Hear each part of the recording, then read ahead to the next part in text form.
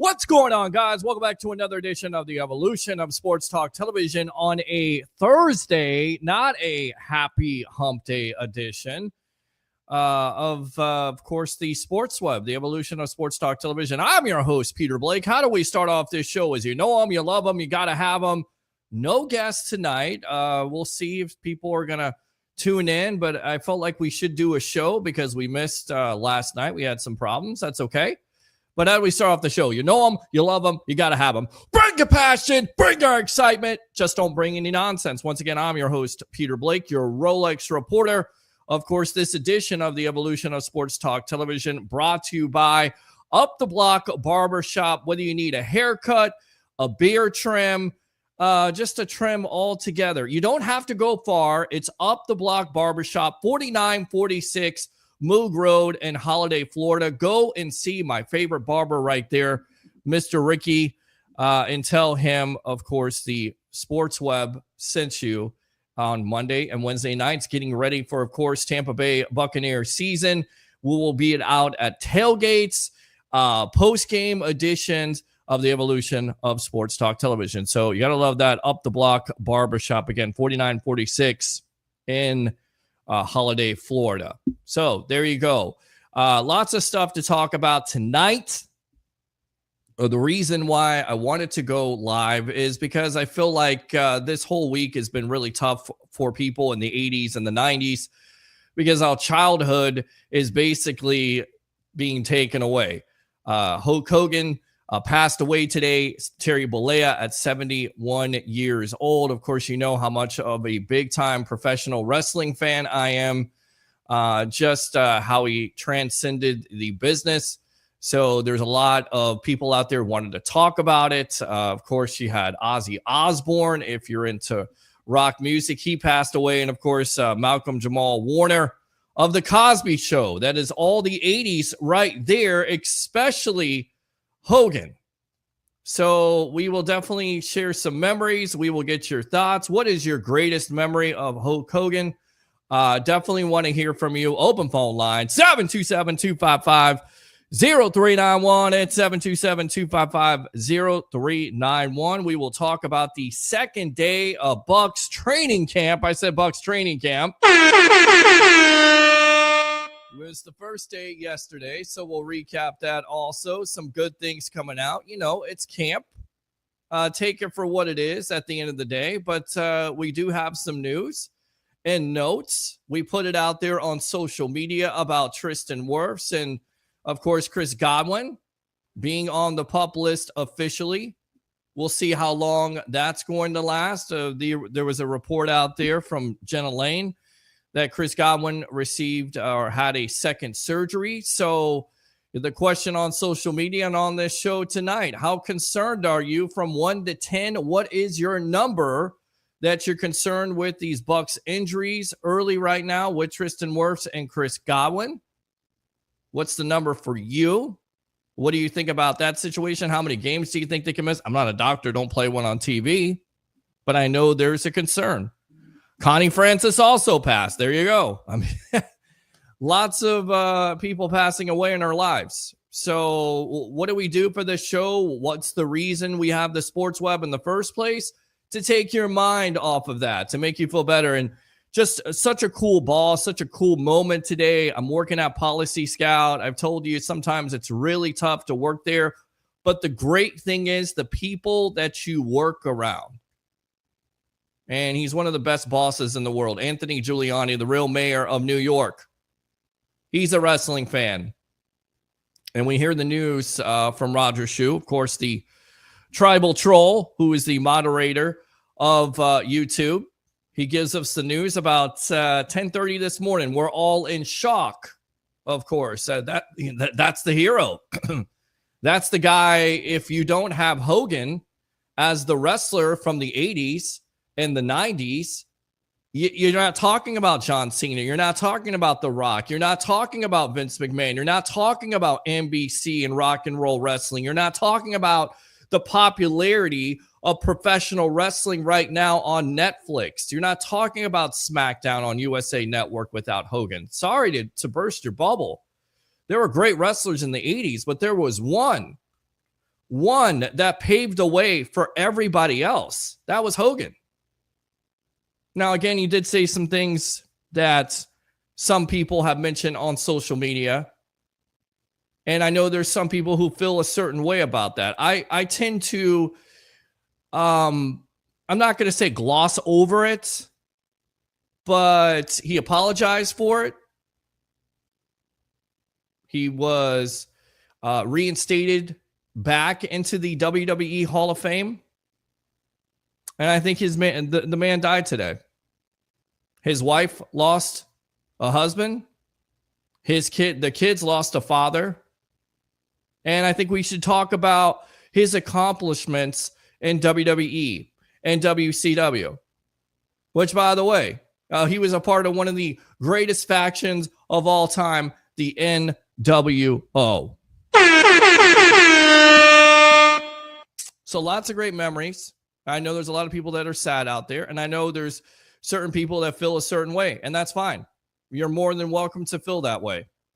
On this show, you have a voice. You have an opinion. And we talk about it. We talk about Bucs. We talk about the Rays, who, by the way,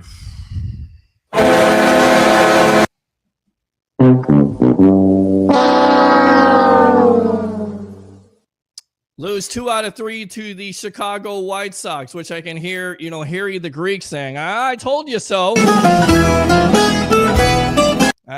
So that necessarily isn't good. But again, one series. I'm not ready to give up on the Tampa Bay Rays as Taj Bradley is optioned down. Highly inconsistent pitcher that he's been this year for this team. Disappointing. especially when you're giving a 4-0 lead and blow it, lose 11-9. I mean, that in the whole grand scheme of things, when it comes to the Tampa Bay Rays, is their season up and down like a roller coaster, playing down to a team that 30 games under 500.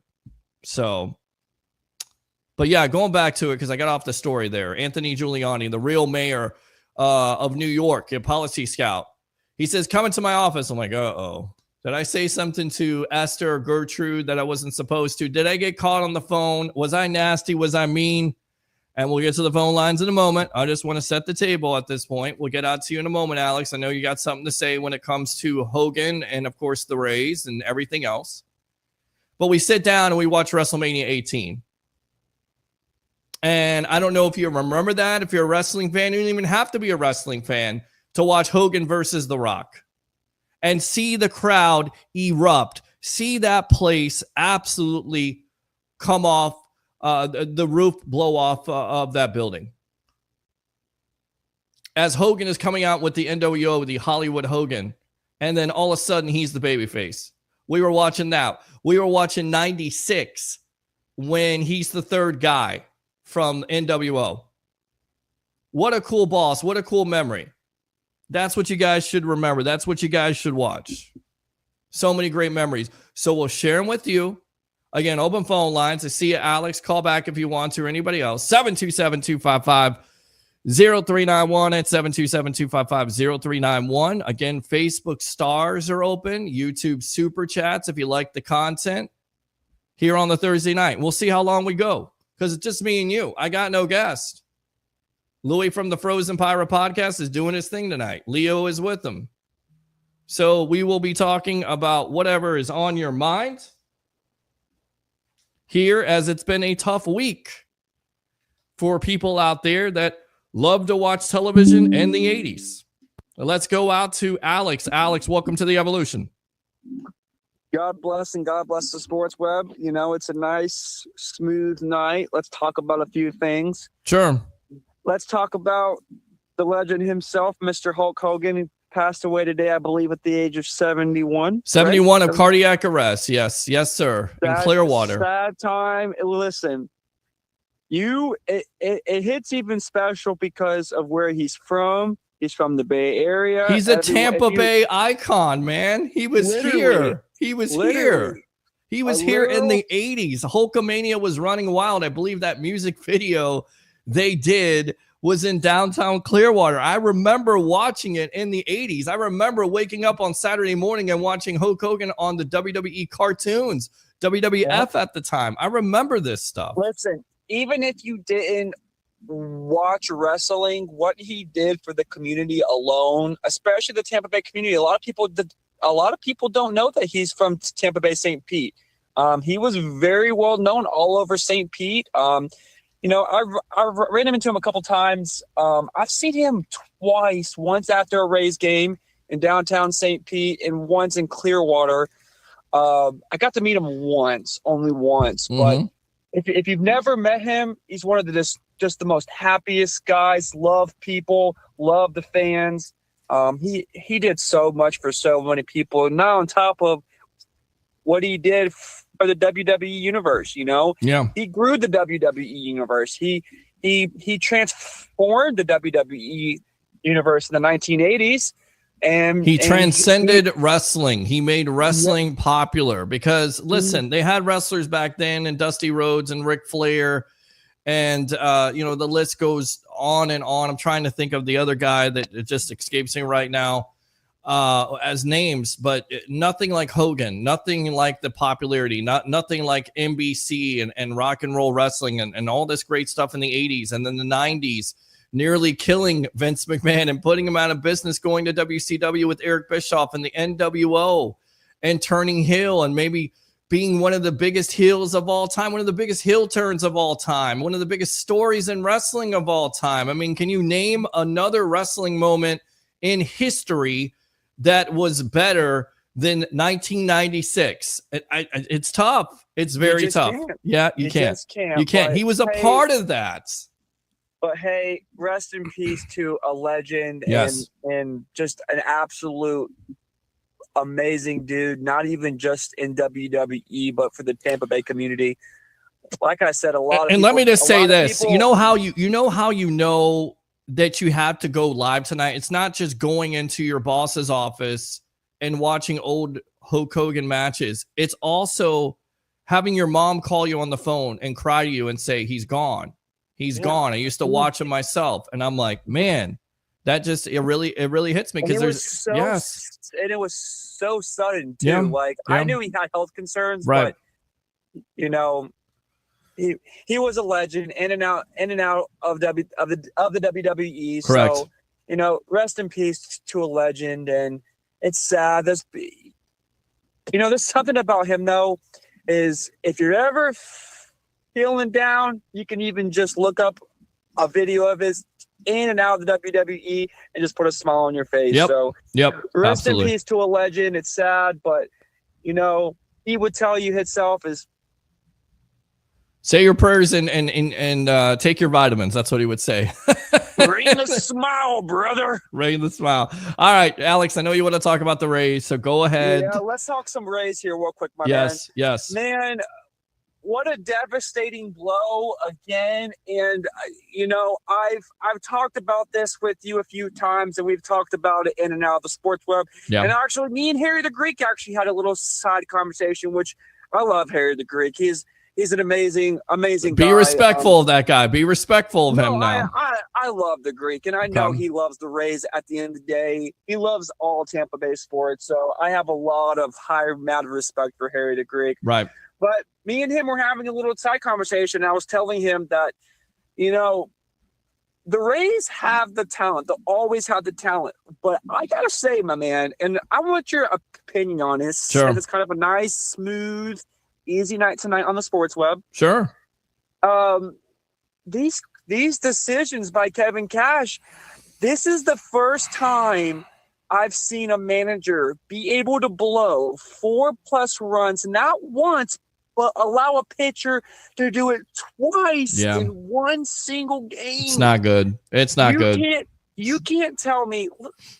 And this is my question for you tonight. And this is a question for all the web heads out there if they want to give a call in. Sure. And ask about it. But you got to say at some point that let's just put the front office and analytics aside for a second. You can't tell me for 1 minute that you allow a pitcher long enough to go through an entire lineup, get no outs, by the way, and give up 4+ runs, not once, but twice in the same game. Right. When does your instinct step in and be like, look, this is just a bad move? Yeah. Kevin Kelly has been unproven multiple times. Taj had a bad night. Okay. I would have let Taj. No, Taj needed to be pulled. Right. So when Taj got pulled, I agree with that move. But Joe Boyle needed to keep pitching. He was pitching two scoreless innings, pitching great. Yeah. He could have pitched another inning or two, and that's the setup, man, that he creates. He creates more of a, if you need to go to him, give him a couple extra innings there, but he doesn't. Cash pulls him, puts Kevin Kelly in after Joe pitched two innings and blew the game. But my question is, when do you have just just instincts of yourself be like, look, this is a bad move? I mean, I'm not going to sit here and let this man go through an entire lineup, get no outs, and give up another 4 runs the second time. Hence, and Kevin Kelly. Yeah, I don't know what the answer is at this point with this team, but you're exactly right. The bullpen is not there. They need to make some moves. They have to stay in contention, or they're going to definitely be sellers. I'm disappointed with the White Sox taking 2 out of 3. They have no business winning 2 out of 3. In fact, you should be winning 2 out of 3. Alex, appreciate the call as always. Use that second one, my friend. All right. All right. Good stuff. Open phone line 727-255-0391. It's 727-255-0391. The questions of the night here on the sports web. First and foremost, give me your Hulk Hogan memory. What's your favorite memory of him as he passed away today? Terry Bollea at 71 years old of cardiac arrest in Clearwater.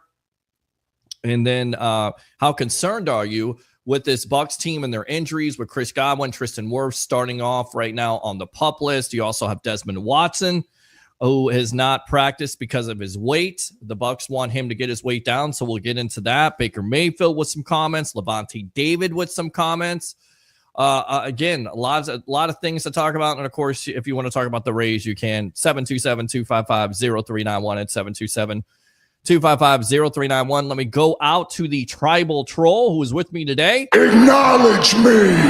First, RIP to the Hulkster. Love you. So we asked for phone lines. Let's go ahead and go out to the phone lines there. Roger, appreciate it. We'll get back to the web heads in just a moment. Eric, welcome to the Sports Web.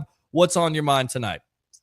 It's a sad day in sports land. Sad day. It is, man. It's, a lot of kids, a lot of people our age have watched this man for a long time, watched him entertain us, put his body out there, and people go, well, everything is decided, but he still had injuries to his hips and legs and everything like that, and gave it his all. And it's sad to see him go. Yeah.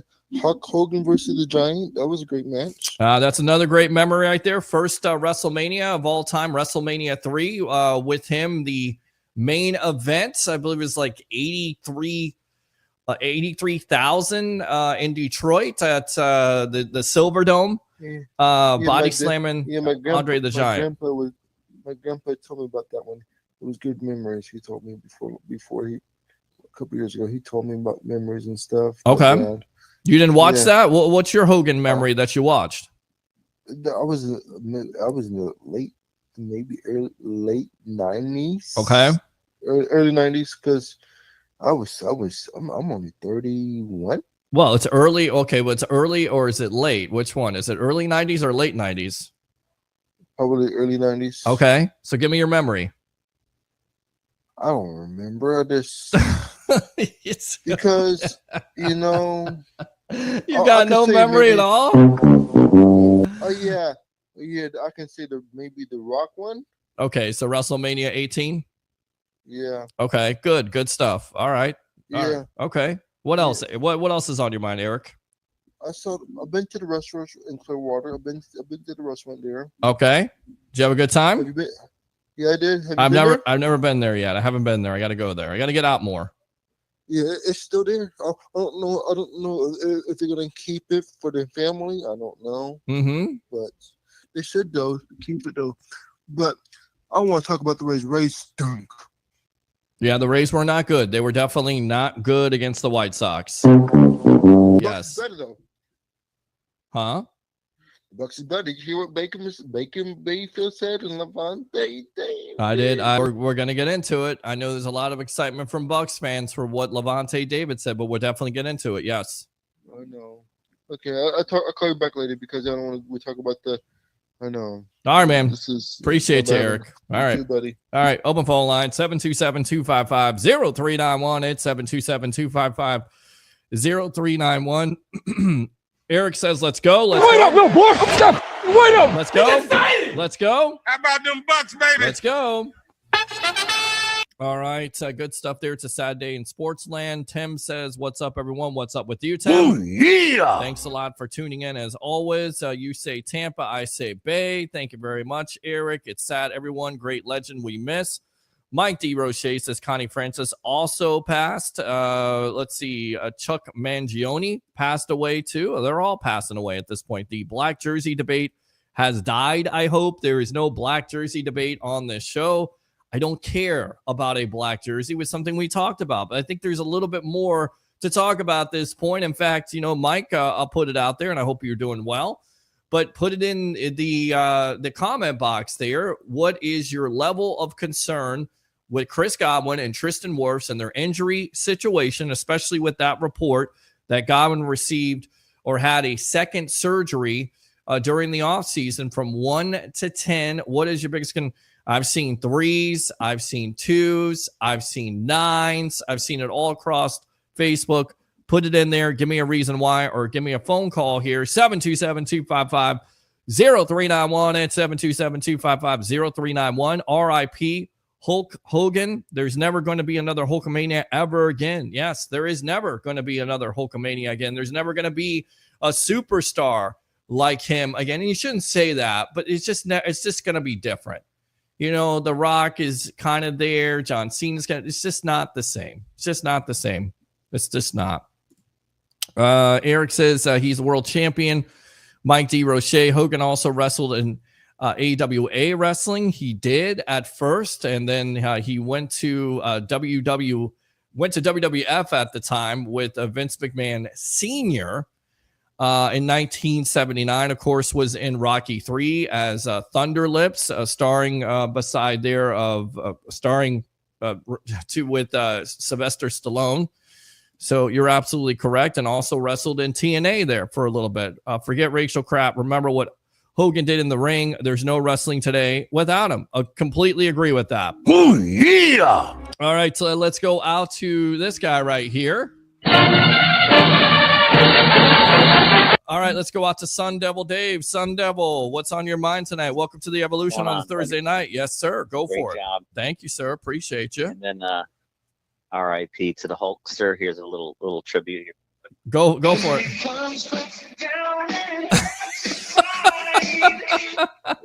Love it, man. Love it. One of the greatest themes of all time, is it not? It is. I'm just kind of bummed out, man. I don't know. I just felt. I mean, I'm a casual. I think I'm casual WWE guy, but man, I'm just like really depressed. Yeah, it's tough. Hogan. It's tough, man. I mean, it's tough. My biggest memory would be, I don't know if it was on.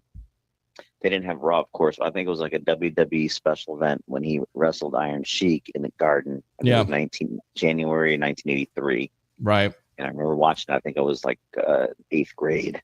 Wow. And that's when he won the title off the Sheik. And it was just so much fun to watch. And then I kind of casually watched Hogan as he built up, because he was back and forth. You know, he just came in back to WWE, I believe, or WWF. Mm-hmm. And then I think he was only back for a few months. Right.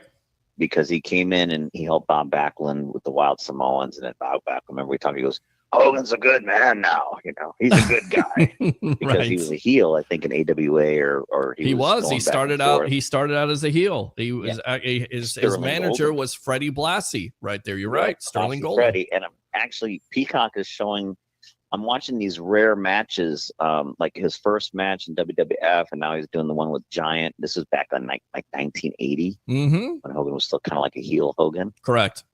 So I'm going through. It's really cool to have a chance to watch Peacock tonight, if you can. They have a whole bunch of Hogan, different matches. Yes. And, different things. So being on a positive note, we're not going to talk about the negative. So we're going to talk about 10 individuals that Hogan put over that we may have forgotten about. I know everyone always talks about The Rock versus Hogan. He put over The Rock, and probably one of the best WrestleMania matches ever. Correct. Yokozuna, he did put him over back in '93. I know there was some negativity against Bret Hart, but he says, you know what, I'm going to go ahead and drop the belt to Yokozuna. Mm-hmm. He also helped the Un-Americans when him and Edge, remember him and Edge were a tag team back in 2002? That is correct, yes. So he helped put over the Un-Americans. Sylvia Grenier, I believe, and I'm trying to think of the other guy that was there. Huge at the time. I forgot now. But, that Edge Hogan thing, that was so much fun to watch. It was. And Edge must have been having a blast, wrestling with his childhood hero. I mean, you know how much fun that would be? Yeah. And Abyss and TNA, he helped put over Abyss. Right. When he had that little, in a way, Zach Gowen, the Crow Sting in WCW. Well, listen, the Sting, the the 97, that did not go over. Sting, that did not go over well. They didn't finish that. This is all off the internet. I kind of cheated, but. Yeah, they didn't go over. That never went over well. They didn't get the big payoff on that at all with Sting. And then remember when Brock Lesnar came in and squeezed Hogan to death, and he had smeared his blood all over. He put Brock Lesnar over. Correct. You know who? He also put over, of course, Ultimate Warrior. Correct. And a lot of people forgot Goldberg in that big match in the Georgia Dome on Monday Night Nitro. Absolutely, yes, so, he did. Yeah. Look, I know there was some negativity about him. But look, he put a lot of guys over. And he paved the way. I mean, if you ever watched that Paul Heyman, remember that famous Paul Heyman kind of shoot on Vince about the whole ECW thing? Yes. And he said, Vince, you stole all my ideas. Yes. And he basically made a comment. He goes, you took Hulk Hogan's blood and you built Titan Towers. Mm. So that was a huge statement because, yeah, basically there would be no Titan Towers. I mean, there would be no WWE without what Hogan did from 83 to 88. Right. Correct. Okay. So everyone needs to lay off all these little snot-nosed punks running around, these little X generation, whatever F you want to They call don't them. know. They don't Hogan's a have. racist. They don't Hogan's this, have that. any Hogan, screw Hogan. idea the longevity and what he Yes. did for the business. Because you would have no business day. You would have no Raw. I mean, you would there have was- no SmackDown. You would have nothing. You would In have 1983, was there social media? Was there Instagram? Was there No. Facebook? Was there YouTube? Nothing. no. So basically, Hogan was everywhere. Remember Sports Illustrated? He was on the Night Show. He was doing movies. He was a Mr. T. He's doing it Saturday was Night everywhere. Live with Mr. T. Saturday Remember, Night he had Live. I mean, the Belzer Hogan incident. basically Richard was Belzer. social media Right. for 1983, Yeah. and he promoted that it would be this no Netflix, no WWE, no Evolution, Nothing. no PLEs, Yep. none of that nonsense without Hogan. Agree. So everyone needs to just chill out, bow down, pay respects to the real American Hulk Hogan. So Yep. I'm That's going it. to leave it at that. If you want me to call back a little later, I got some stuff I have to do, but I just wanted to chime in. So thanks for doing the show tonight. Yeah, man. Really appreciate Absolutely. it, dude. I missed you guys last night, so we decided to do it tonight and use that second call if you want to, man. Okay. If maybe this weekend, try to keep in touch. I mean, I don't know if they're probably going to do something special, maybe at Hogan's restaurant. Okay. I'd like to go. So I don't know. It'll probably be crazy off the wall with a whole bunch of people there, but Let's like do to it. maybe I've go never to been there. I the haven't Hogan's been there not restaurant or once, and I something. should be there. So I definitely love to Yeah, go. so- That would be great. anyways, great job. Thank you. Go Bucs, go Rays. What do we go always Bears, say? Go Cubs. What do we say to end the show, man? And go Devils. Yeah. And there, Um, yes. Thank you for wasting my time, and goodbye forever. There you go. Goodbye forever until the second call there. Appreciate you, Sun Devil Dave. Open phone line 727-255-0391 and 727-255-0391.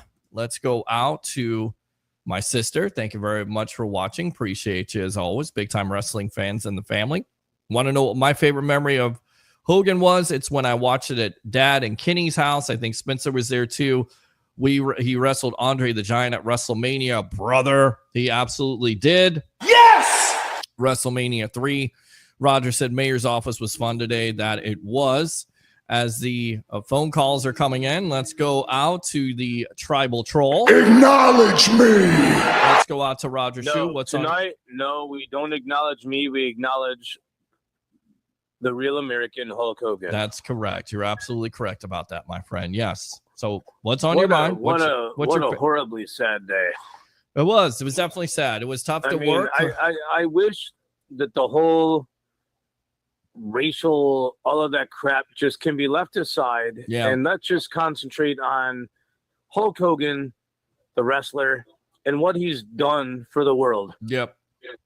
The world loves him. Yep. He loved the world. Yep. He gave his life for us. 40 years. Yep.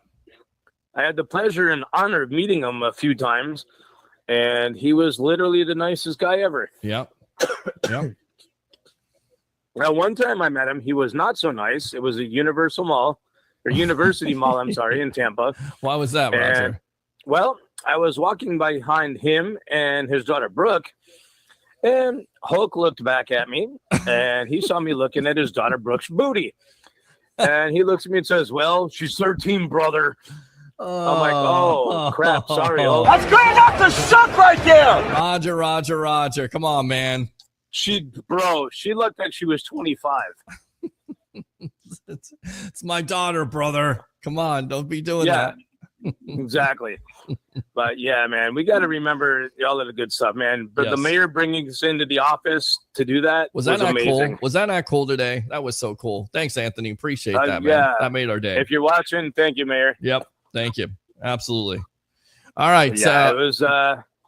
Yeah, man. January 23rd, 1984. Hulk Hogan defeats the Iron Sheik. I watched it live and in living color, baby. Because I don't even think that you were born yet. No, I was born in 78, but I was young. 84. You were what? 5? Yeah, I was 5. Yeah. I was You don't young. remember, brother. I don't remember that, brother, but I do remember January 23rd, 1984. I was 14, dude. 14. And where were you at when you watched Hogan and the I Iron Sheik? was, let me see, January of 84. I was still in Chicago. Right. Okay. But yeah, it was yeah. I was fond of red and yellow and the Hulkamania, brother. Yeah, the red and yellow, and then eventually I was all down, screw the dirty, nasty Iron Sheik. Well, could he I later yes. learned to love.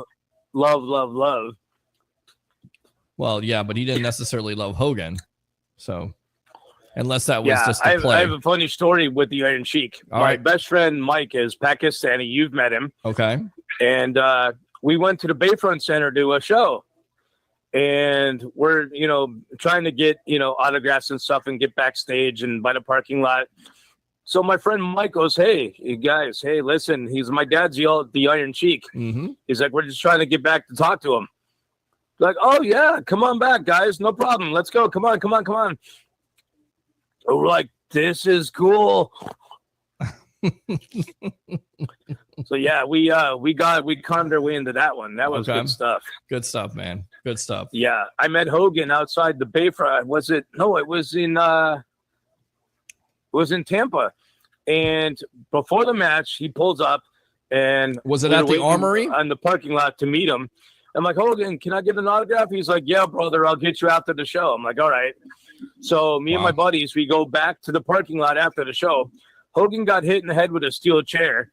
He's got blood running down his face, leaving the arena with a big Band-Aid on it. And I'm like, oh, can I get an autograph? He's like, brother, I'll get you next time. I just got hit with a chair. Mm-hmm. I'm like, all right, Hulk, I love you. Good stuff, man. But yeah, great. It was, he was a really great guy. How have you never been to Hogan's Beach Club? I have no idea. I have not been there yet. It's one of those things I got to definitely go. The I wish I drinks would are have great. went. The food is great. Okay. Yeah, man. Okay. Come on. Let's go. Well, I got to get out Me there. and Sun Devil Dave. All right. Let's do it, man. Let's do it sometime. Let's definitely do it this weekend or sometime in the future. Absolutely, man. All Let's go. Let's pay our respects to the Hulkster, baby. Sounds good, man.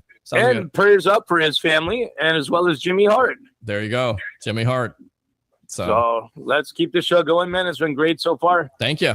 Appreciate you. I'll talk to you tomorrow. All right. Definitely talk to you tomorrow and use the second call if you want to. This is what Vince had to say. Vince McMahon, of course, made WWE, said the world lost a treasure today.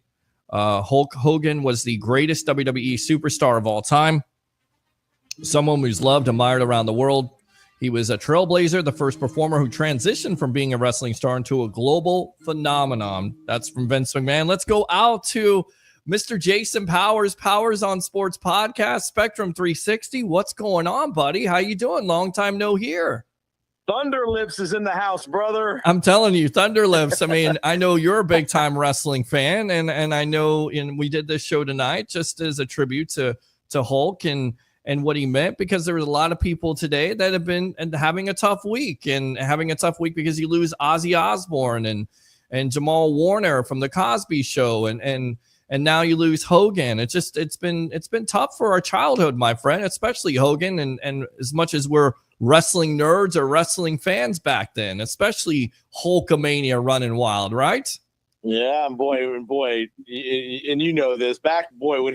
When he transitioned to WCW and the NWO, that was some epic TV with Hall and Nash and yes, it was the Monday gosh. Night Wars. I mean, you had to switch back and forth. It was either Stone Cold versus Vince McMahon at the time, or it was the NWO, and especially with Hogan, and I think it's probably the single greatest, if not the greatest moment in wrestling history, when he is the third man in Daytona Beach in 1996. And I'm watching it. I cannot believe what is happening, that Hogan, and of course Bobby the Brain Heenan gives it away when he's walking down. Is he the third man? What are you talking about? And of course Dusty Rhodes, and then he drops the big leg on Macho Man Randy Savage, who died here in Largo. I mean, it's just crazy. Like, these wrestlers are I get it. He was born in Augusta, Georgia, but it's basically he's a Tampa Bay icon because he's been here the majority of his life and did a lot for the Tampa Bay area causes and charities and everything like that. But that's probably, in my opinion, the single greatest moment in wrestling history, with him turning to be the third man in the NWO. What do you say, Jason Powers? Oh, it was classic TV, man. I mean, I was I watched WWF and then WWE for a while, but man, I was enthralled with Flair and when Nitro and all that stuff, and then when Hogan made that grand entrance in Daytona on that with the all black and that you talk about dramatic TV, Peter Blake. Wow. Well, he came out in the red and yellow, so everybody just assumed he was going to go out there and save. At the time it was Sting and it was Macho Man, and I'm trying to think. I think it was Luger, but Luger went out of the match with an injury.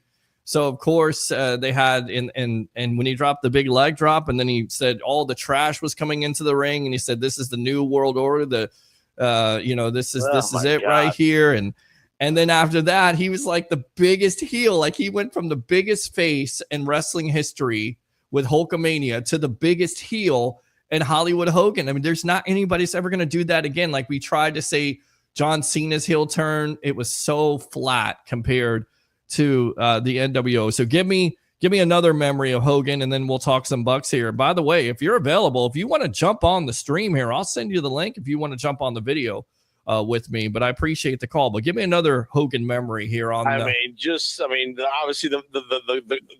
for me, people don't realize this. His coming on the entertainment scene was really that 5 or 6, 7 minute scene in Rocky III. I mean, that's when the world became known. Oh my gosh, this guy is what a figure this guy is, and and the star power, and obviously in the next couple of years he became the center of attention in WWF. And, the body slam of Andre the Giant at WrestleMania. WrestleMania 3. That's what you watch. That's what I watched as a kid. That was my first WrestleMania. It's my first wrestling event I watched was WrestleMania 3, him versus Andre the Giant. I'm sure. Just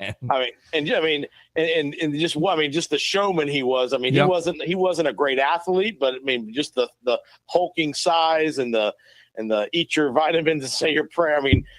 Granted, some of that was fictitious because he with the steroid use and all that. But that message, that positivity to the kids, and that kind of stuff. Boy, you know this. I was at his peak when he was probably mid 80s, early 90s. I was a high school kid and all that stuff. That was must see TV back in the day. Either Monday night Nitro or back earlier than that, you had Tuesday Night Titans on USA Network and all that stuff, man. Jeez. Just tremendous TV, but and all that stuff, man. Yeah, definitely. All right, let's talk about the Tampa Bay Buccaneers. Injuries this week have been the story early in this whole process. I put it out there, how concerned from 1 to 10 with the injury to Tristan Wirfs now being on the PUP list, Chris Godwin being on the PUP list, and also we hear he had a second surgery according to Jenna Lane. So, Jason Powers, how concerned are you with these injuries from 1 to 10 with the Tampa Bay Buccaneers right now? Not as concerned with Godwin because you got plenty of depth at receiver with Ibuka and McMillan, and there'll be a fourth guy that'll they got a lot of depth at receiver. So I'm not nearly as concerned at receiver. Obviously, Wirfs is going to be the one that you got to keep an eye on because is it 4 weeks? Is it 6 weeks? We don't know, but that's obviously the bell cow of the offensive line is Tristan, and we'll see. We better get used to learning who Charlie Heck is because or George Fant, who they were looking at, or Hubbard, who they were looking at. Looking at offensive tackles and people trying to get excited, but there's a reason why these offensive tackles are out on the street. Pro Football Focus, the numbers, they tell the story. These are guys that you don't necessarily want to start. They're veteran presence, if you will, but it's going to be most likely Heck. If it's not, then we're going to see how far this really goes with the Bucs and how long it goes, because to me, you lose the best offensive tackle in the National Football League, the best young left tackle in the league, in Tristan Wirfs. And you just kind of wonder, how you're going to be able to maneuver that, especially the first 4 games of the season, which are tough. You go on the road to Atlanta. You need to win that game because basically it counts for 2.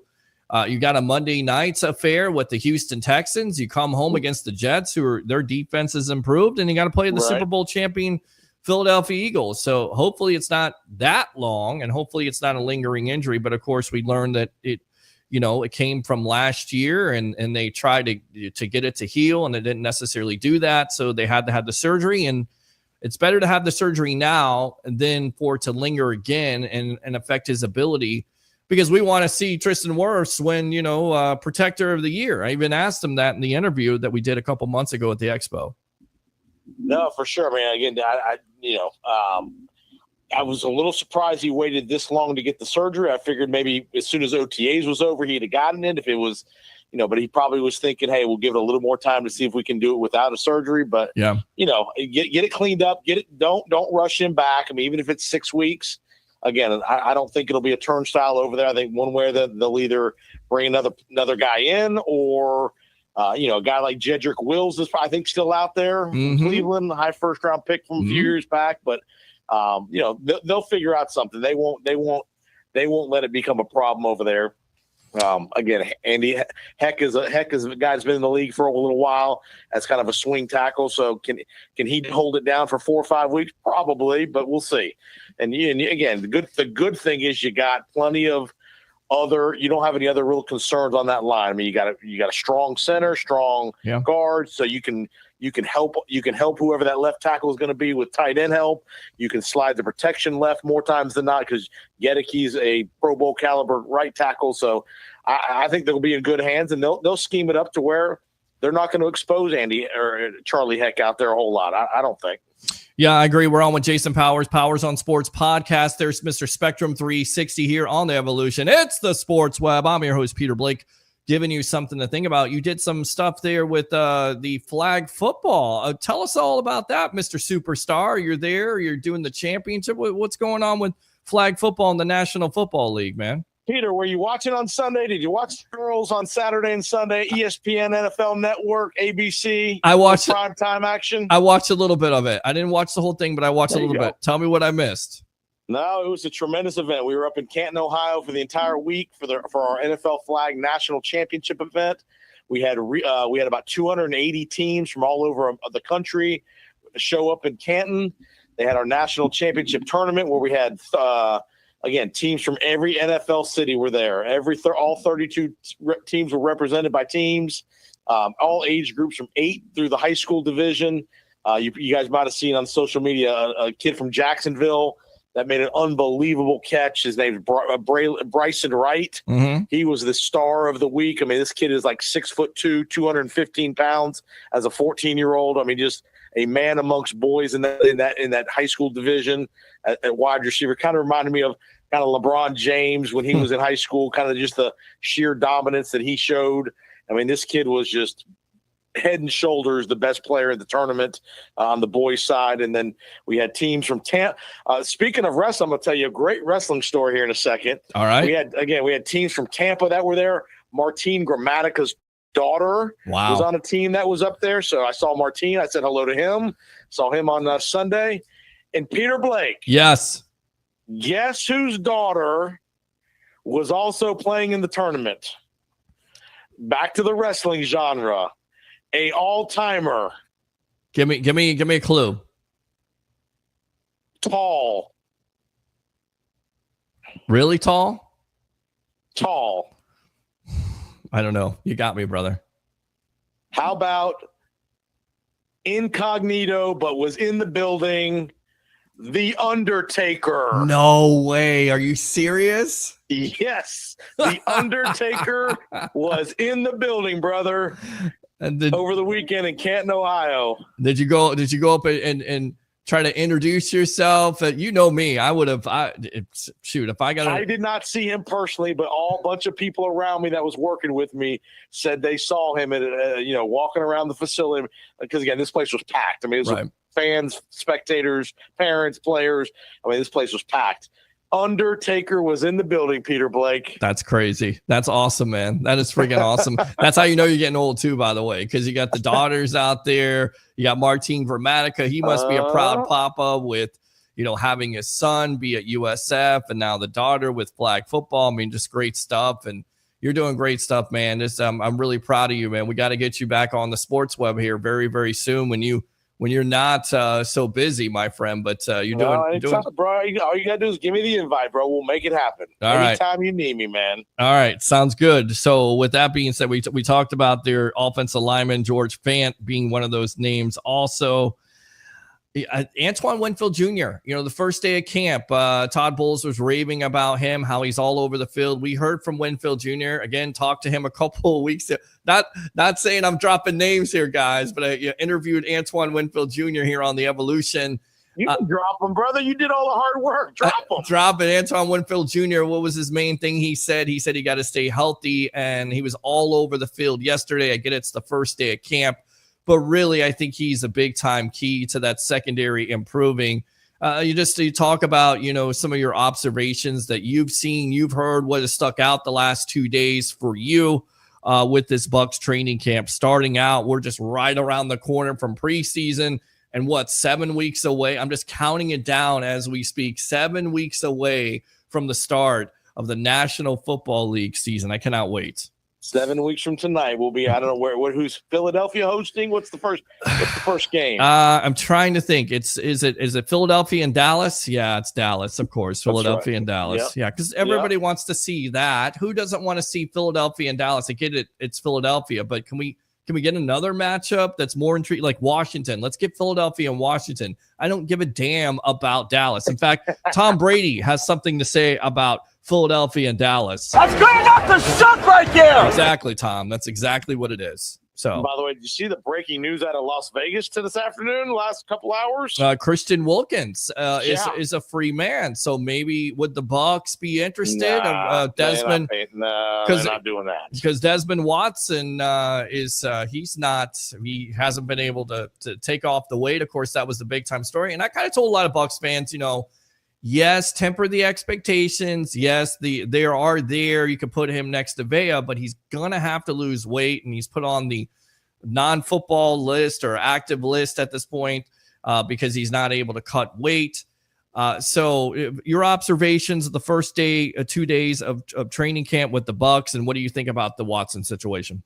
Well, the Watson situation, it would not surprise me if they put him on injured reserve for the year. Wow. It's something. I mean, not right now, but if things linger the next 2 or 3 weeks and they really think he can be a player for them down the road potentially, it wouldn't surprise me if they put him on whatever list they can put him on to where another team cannot, sign him. Because again, his issue is going to be weight. I mean, it's never. I mean, I don't care how big you are, you can't be 420 pounds. Sorry. Sure. You can't do it. And it's discipline. It's whether. Take the fork out of your mouth, man. I know you want to eat. I know you got to eat a lot, but you got to put the fork down if you want to have a career in this league. You can't play at 420. You can play at 375, 380 maybe. Yeah. You can't play at 400. You just can't do it. No, there's health complications. You've got the heat. I get it. Again, a man among boys size. He's got raw ability, but the problem is he's very raw, and you're going to have to lose weight. And if he makes this team, not only is he going to have to lose weight, but he's not going to be on every down. It's going to be, packages and stuff like that when they try to do a tush push, the Philadelphia Eagles, that will help them out. But first, you're exactly right. You got to put the fork down. You got to lose weight. You got to get in shape. And hopefully he's able to do that, because I definitely think there's a lot of, talking from Bucs fans, a lot of excitement because he was a Florida Gator and how big he is, and putting him next to Vita Vea and the wall of Tampa and all this other stuff, but he's got to lose weight, so that's what it comes down to. But for me, I want to see the storyline. For me, the number one storyline is defensive back pass rusher. I want to see Benjamin Morrison. I know they drafted a couple other corners, but I want to see can Morrison along with Jamel Dean, can Morrison develop into a reliable player? I loved him at Notre Dame. He's a ball hawk. He's got great ball skills, and that's one thing that Bucs secondary has always struggled with in the last 4 or 5 years with Davis and Jamel Dean is ball skills.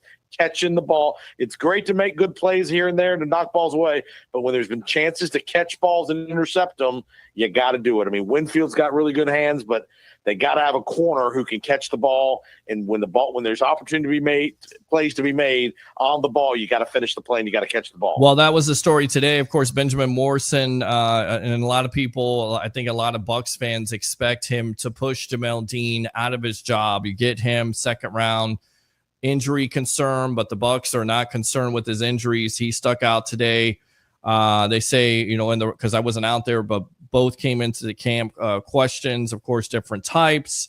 Ibuka stole the show with a nice catch in back of the end zone where he showcased body control and awareness. He's going to work his way very nicely in the good graces of Baker Mayfield while Chris Godwin is out. And then they say Morrison finally made his debut with the Bucs after missing OTAs minicamp due to rehab from the hip injury. They say he would have been a top 10 pick if healthy. Now it looks like he's healthy. I don't know about top. Well, if he was healthy, I mean, we've seen him in college shut down top wide receivers. You've seen that. Right. So do you expect him to have that type of impact right away, or do you think it's going to come down to Jamel Dean getting hurt, which we've seen the last couple of years? Him get hurt, not be able to stay healthy, and that's when Morrison takes the job. And do you think that's early, or do you think that's mid-season for Morrison and Dean? I don't think Morrison's taking Dean's job. I think you're going to play three corners a lot. Okay. I don't. I mean, they're not sitting Jamel Dean at $15 million a year on the bench. Right. I mean, Jamel Dean's still a quality corner. Is he an elite corner? No, but he's still a starting corner in the National Football League. I don't think I don't think you can dispute that. Right. I think that would be foolish to say that he's not a starting corner. Again, is he overpriced? Maybe a little bit, but again, he's shown flashes of good play, and he can play. But you gotta have more than two. You gotta have three or four guys. So Morrison's going to be a guy that's going to play a lot of snaps. Does he start from day one? Doesn't matter. I mean, if he starts or is the nickel, or if he's playing, however they do it, Bowles is not going to, I think, again, physically, can Morrison, can he get through a training camp? We don't know yet. A hip injury is always very tricky. You don't want to rush him back. So again, I wouldn't be surprised if they take him a little slow through camp, because you want him to be healthy in 7 weeks, not today. So don't be surprised, if he doesn't. But I want to see the secondary. Again, can Winfield stay healthy? I think if Winfield's healthy, we know he's a hell of a ball hawk, and he can mask some things with the back seven. But again, who else can Chris Braswell? He's another guy we got to see something from. Can this guy step up in year two? They think they like him. That you've heard lots of good things in the offseason about him, but you got to do it on the field when the pads are on and you're facing NFL quality left tackles. So can Braswell and Hassan Reddick be a force? Can you get some production there? Because again, I don't care how good the back end is. If you don't get a pass rush, the back end's going to get exposed eventually. I don't care who's back there. Yeah, you're exactly right. And you also got David Walker, 3rd round pick. We talked to Elijah Roberts on this show, 5th round pick there. So, just some quality pieces there, some unknown pieces, but some young blood. And of course, again, Hassan Reddick, Yaya Diaby, Kalijah Cansey, talked to him on this show. Jason, I wish we would have had you there at the expo, because they're just coming up.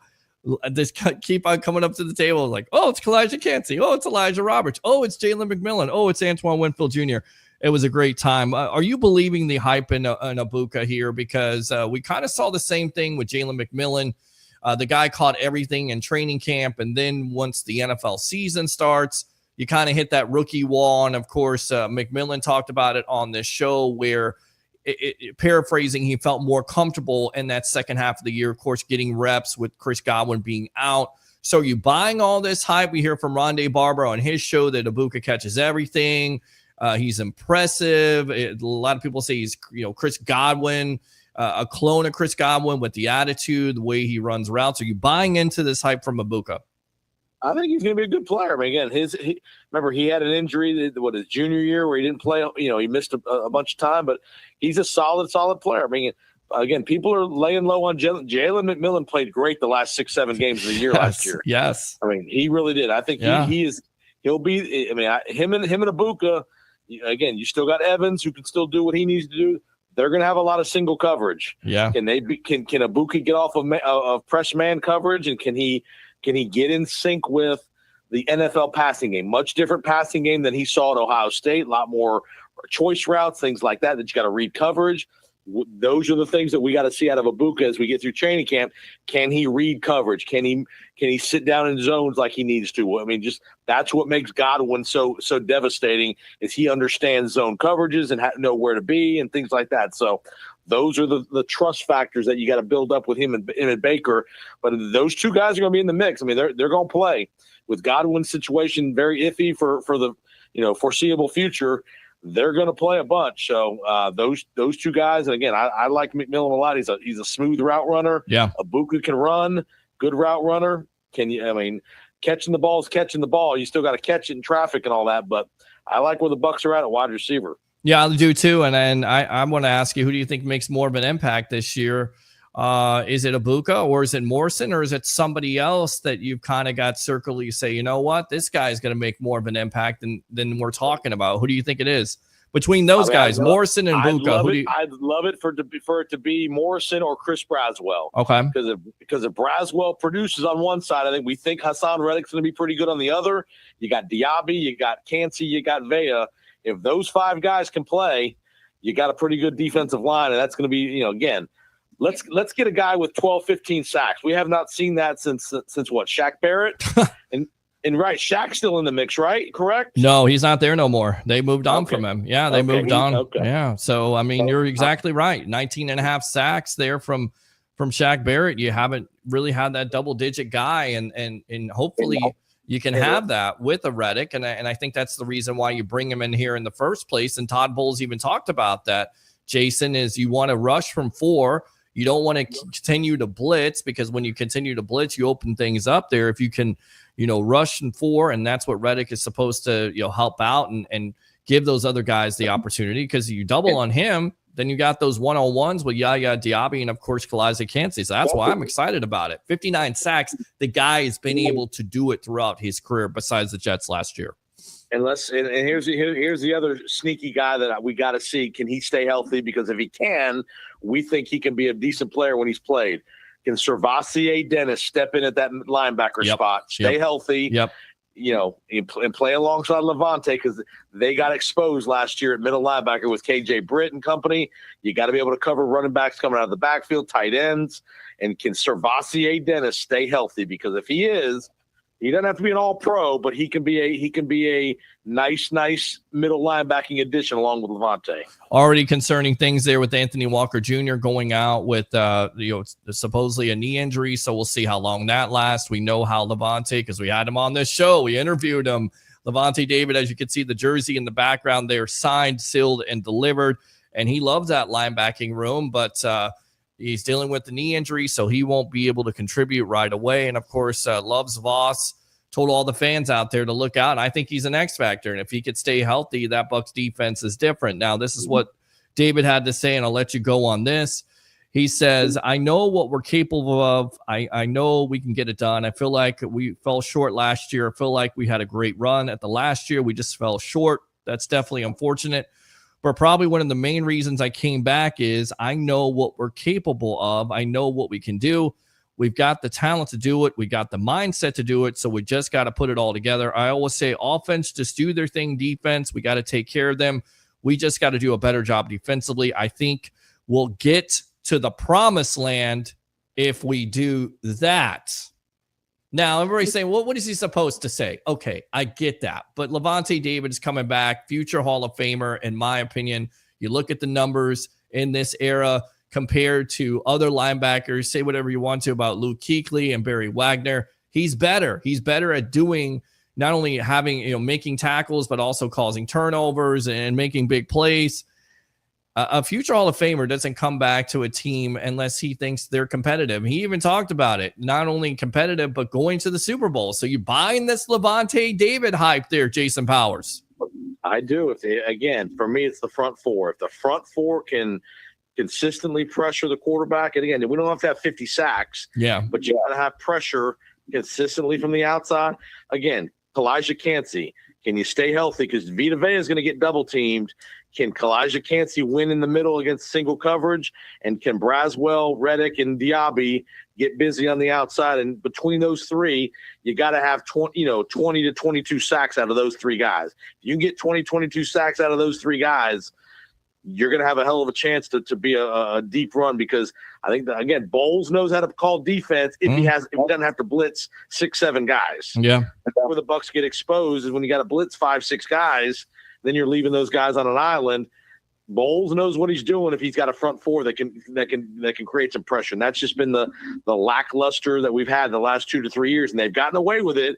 Won enough games to get in the playoffs, but you're not going to beat the best teams by having to blitz 6-7 guys. You're just not. You're going to get exposed. You're absolutely right. Biggest question right now for you, Jason Powers, for the Tampa Bay Buccaneers. What is it? I would say today.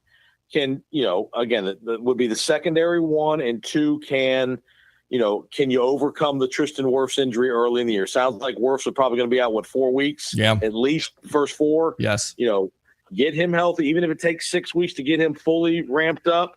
But you can't get off to a 2-4 start and all that. You got 2 road games. You got to figure out a way to split the first 2 games on the road. Again, I think and here's the other question: how will Josh Grizzard handle being in the OC seat? It ain't the same when you're designing plays on Tuesday and Wednesday night in the office, and you got to call them on Sunday on 3rd and 6.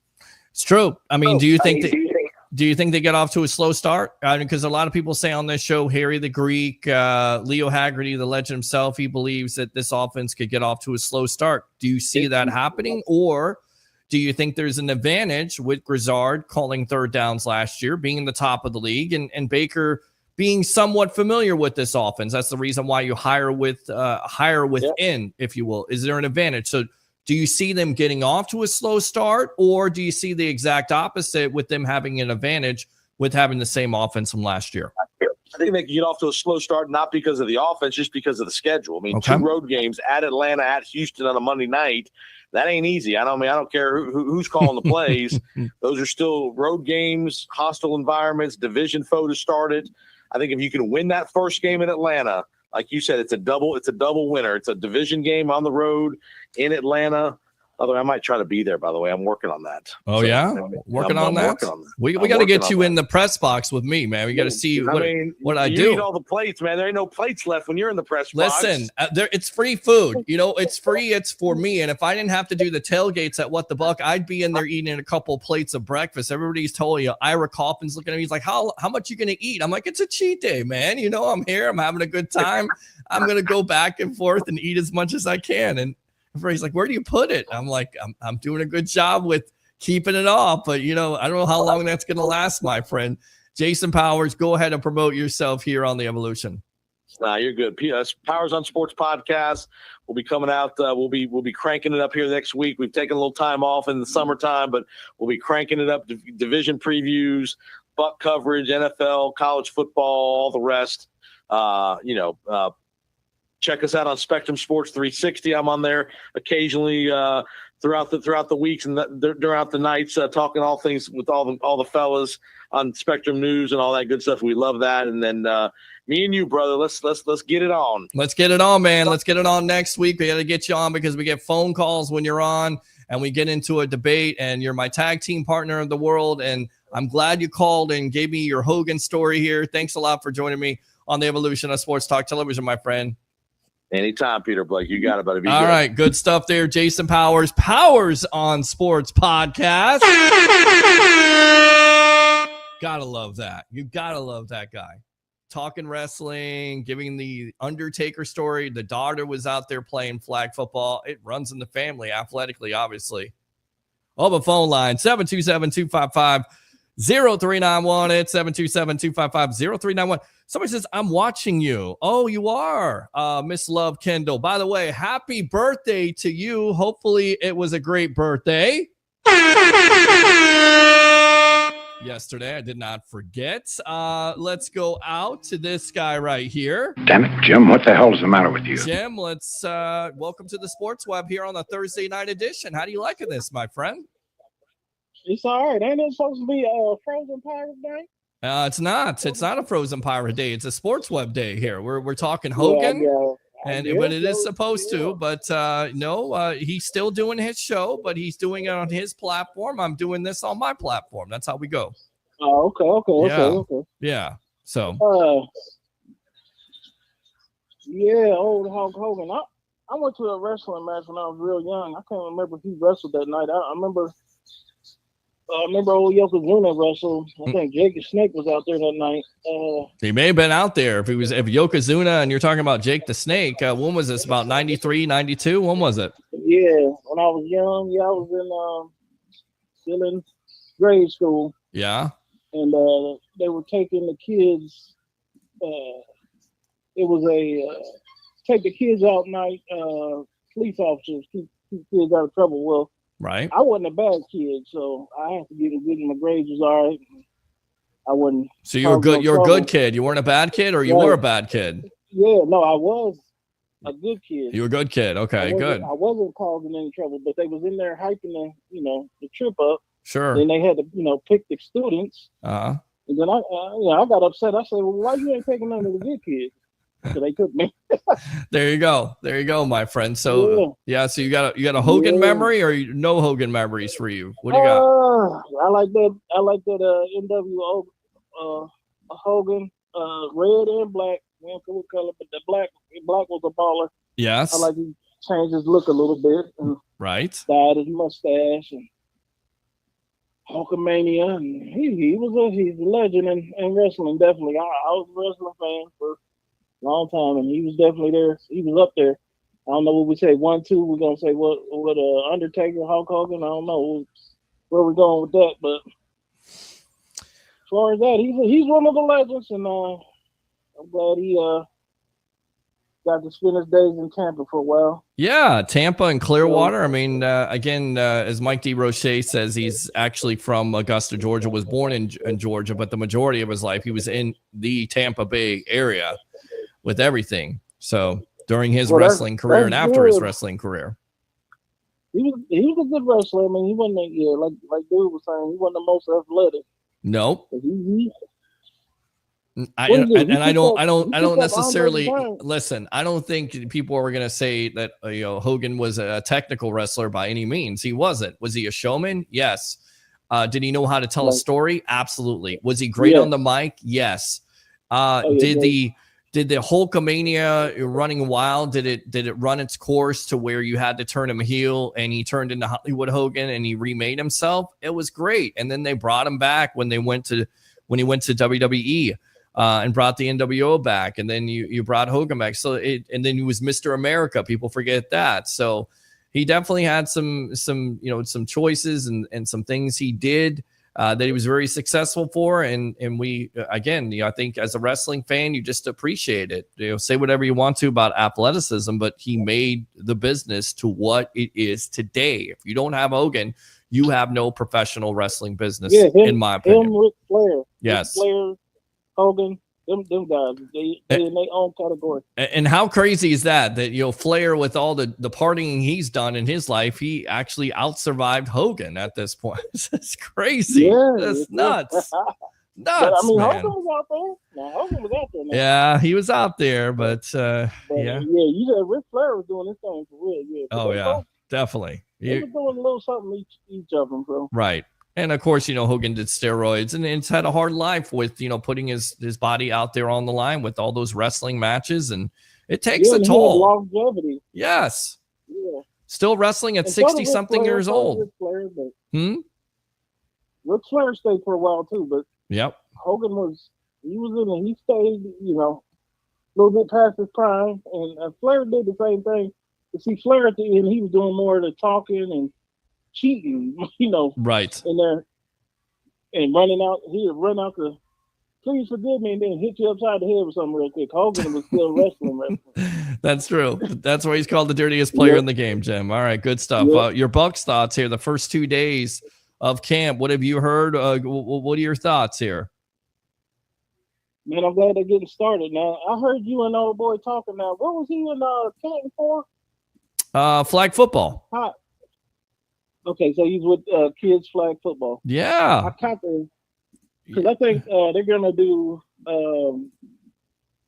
what is it called? The Gold Coat, the Hall of Fame next month, I think. Right. Out, and then so Shannon Sharp's brother gonna get put in, and I thought about going to that, but then my buddy was coming to a Tampa game, so I got to pay money for one or the other. Listen, Sterling Sharp was a Bucs killer when he was able to stay healthy, and his career got cut short because he had a neck burner, or I believe it was a burner to his neck. So he's never the same receiver after that, which is a scary situation. You have a burner. Yeah, he couldn't get hit again. And his doctor. Yeah.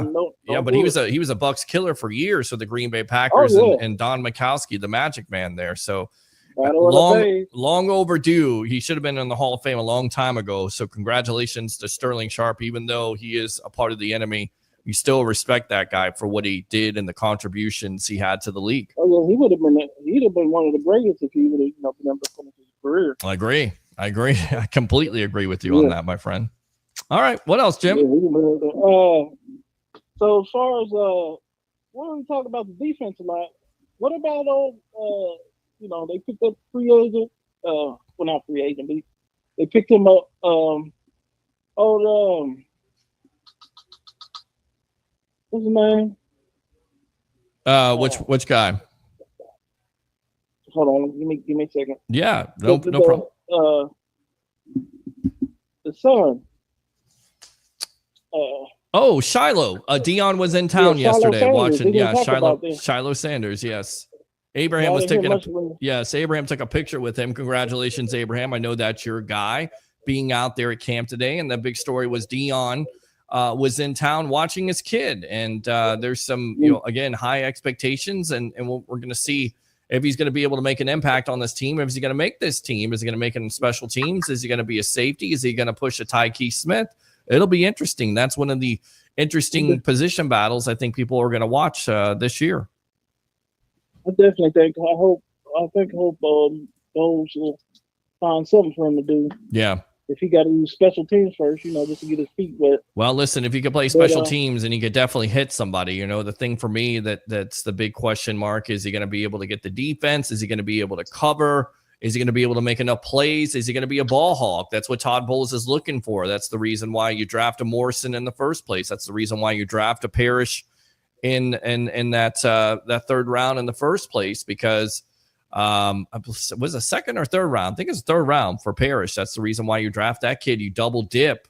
You get a second and the third round pick there at corner because you want ball hawks. So if Sanders wants to make this team, tackle well, of course, make some plays, especially when it comes to being a ball hawk. And I think Todd Bowles will recognize it.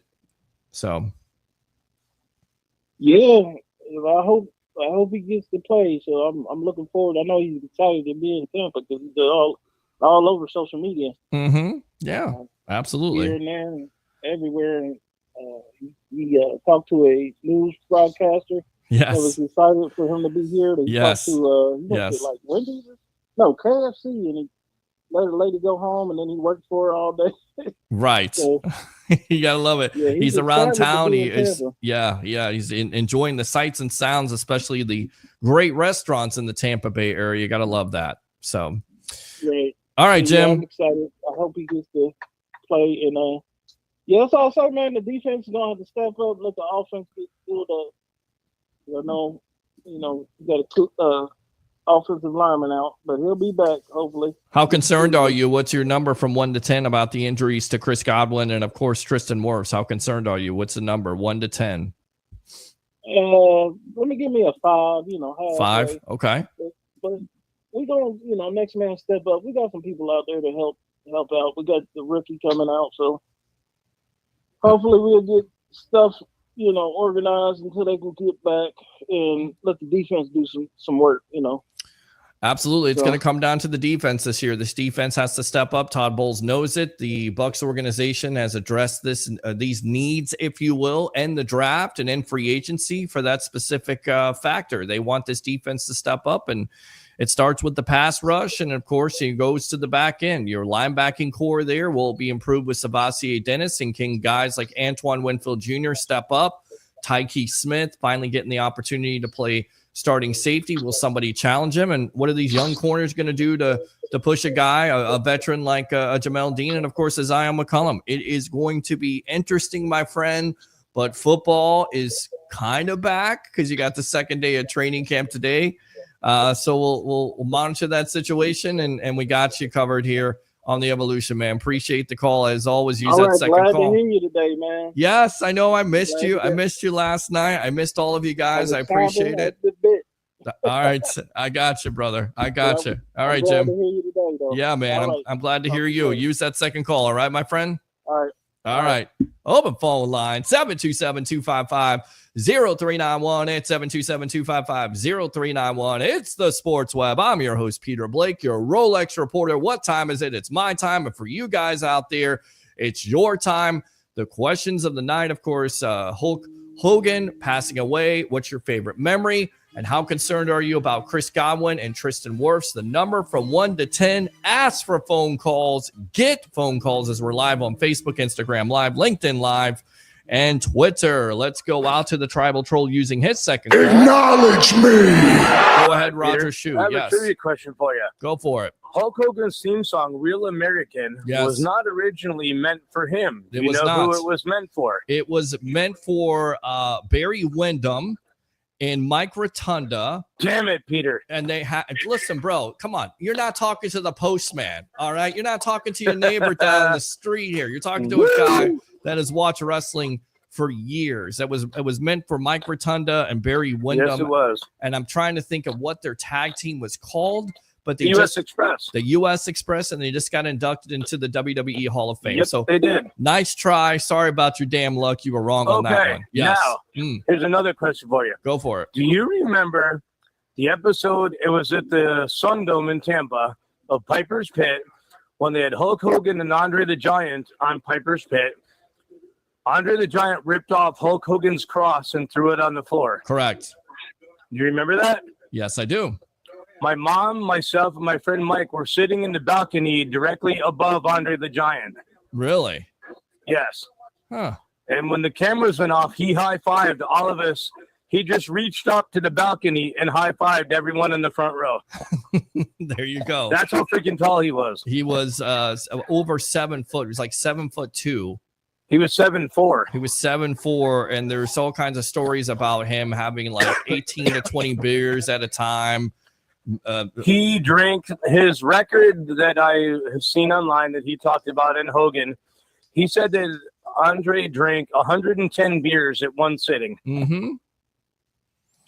100. He's a freak of nature. He is definitely a freak of nature. And of course, they did the same bit there with Paul White, who was Andre's kid. Andre's kid. They did the same thing about him pulling off the cross and all that other stuff. So WCW, it was garbage. Yeah, but yeah, I was there when that happened, and my power just went out here in Holiday. Wonderful. Gotta love that. Love Holiday. So I can't see the show, but as soon as the power comes back on, I'll try to tune back in. Appreciate you, Tribal Troll, All right, right there, Mr. Roger Shue. As always, Hulkamania will run wild forever, brother. I know it will, man. Watch some matches and don't be sad, man. He's in a better place. Absolutely.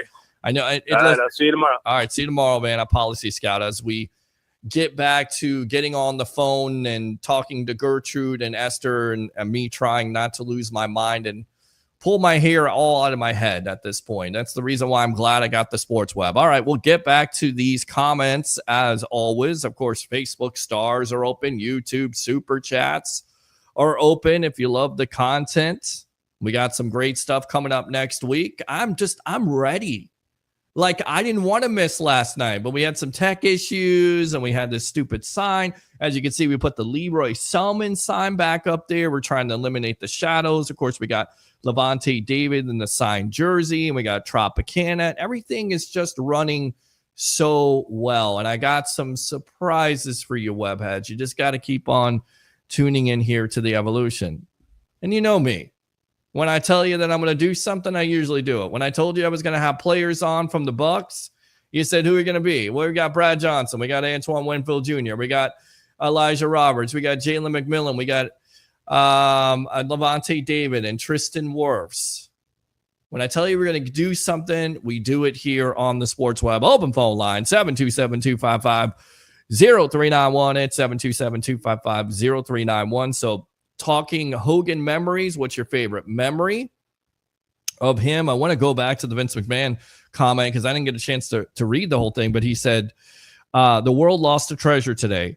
Hulk Hogan was the greatest WWE superstar of all time, someone who was loved and admired around the world. He was a trailblazer, the first performer who transitioned from being a wrestling star into a global phenomenon.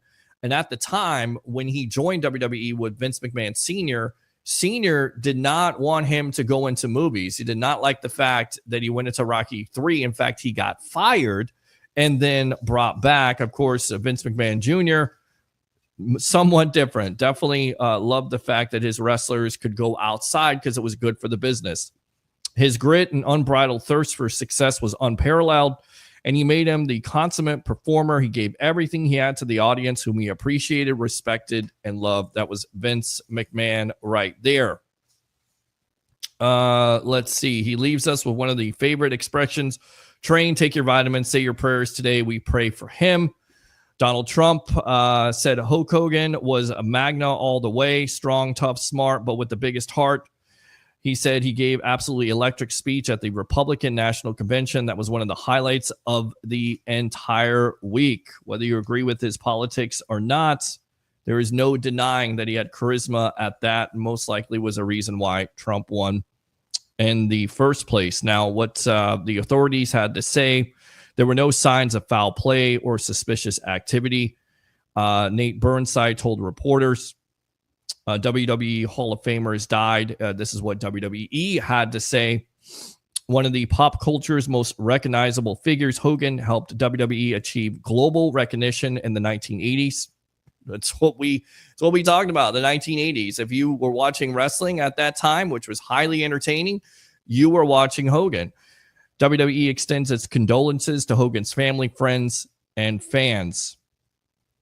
Of course, 85 Hogan headlined the first WrestleMania, teaming up with 1980s TV star Mr. T to take on Roddy Piper, who was great in his own right, and of course, Paul Orndorff in WrestleMania 1 and MSG.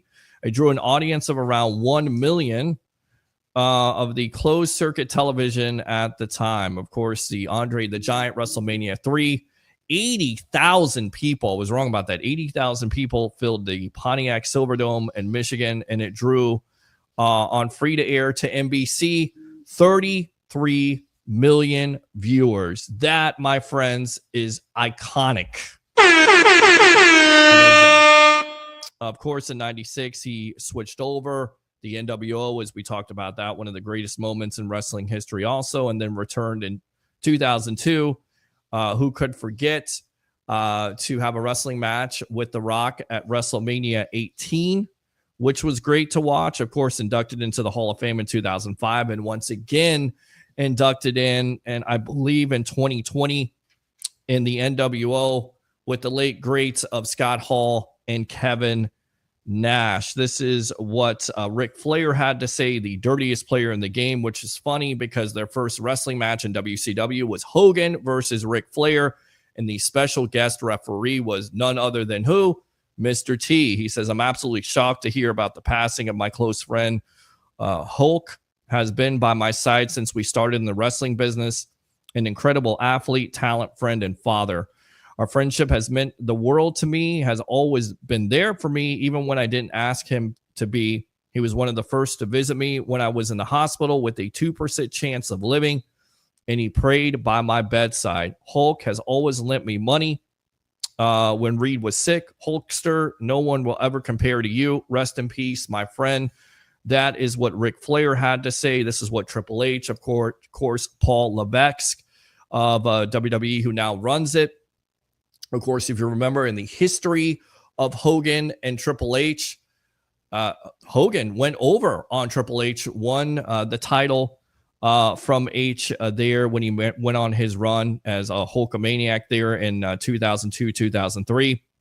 He says WWE would not be where it is today without the larger-than-life characters that compete in the ring, and few, if any, loom larger than Terry Hulk Hogan Balea. He was the archetype of what meant to be a superstar, a global sensation that inspired millions to work hard at whatever it was they wanted to accomplish, and a look that made him recognizable to fans around the world. Hogan, clad in red and yellow, or NWO black and white, was simply put iconic. As a real American or the leader of one of the industry's biggest factions, he transcended, elevated the entire business to heights that had never been seen before in every country and every continent. There was no one like the Hulkster, and there will very well never will be another. My family sends their condolences to his family, friends, and fans. So there you go.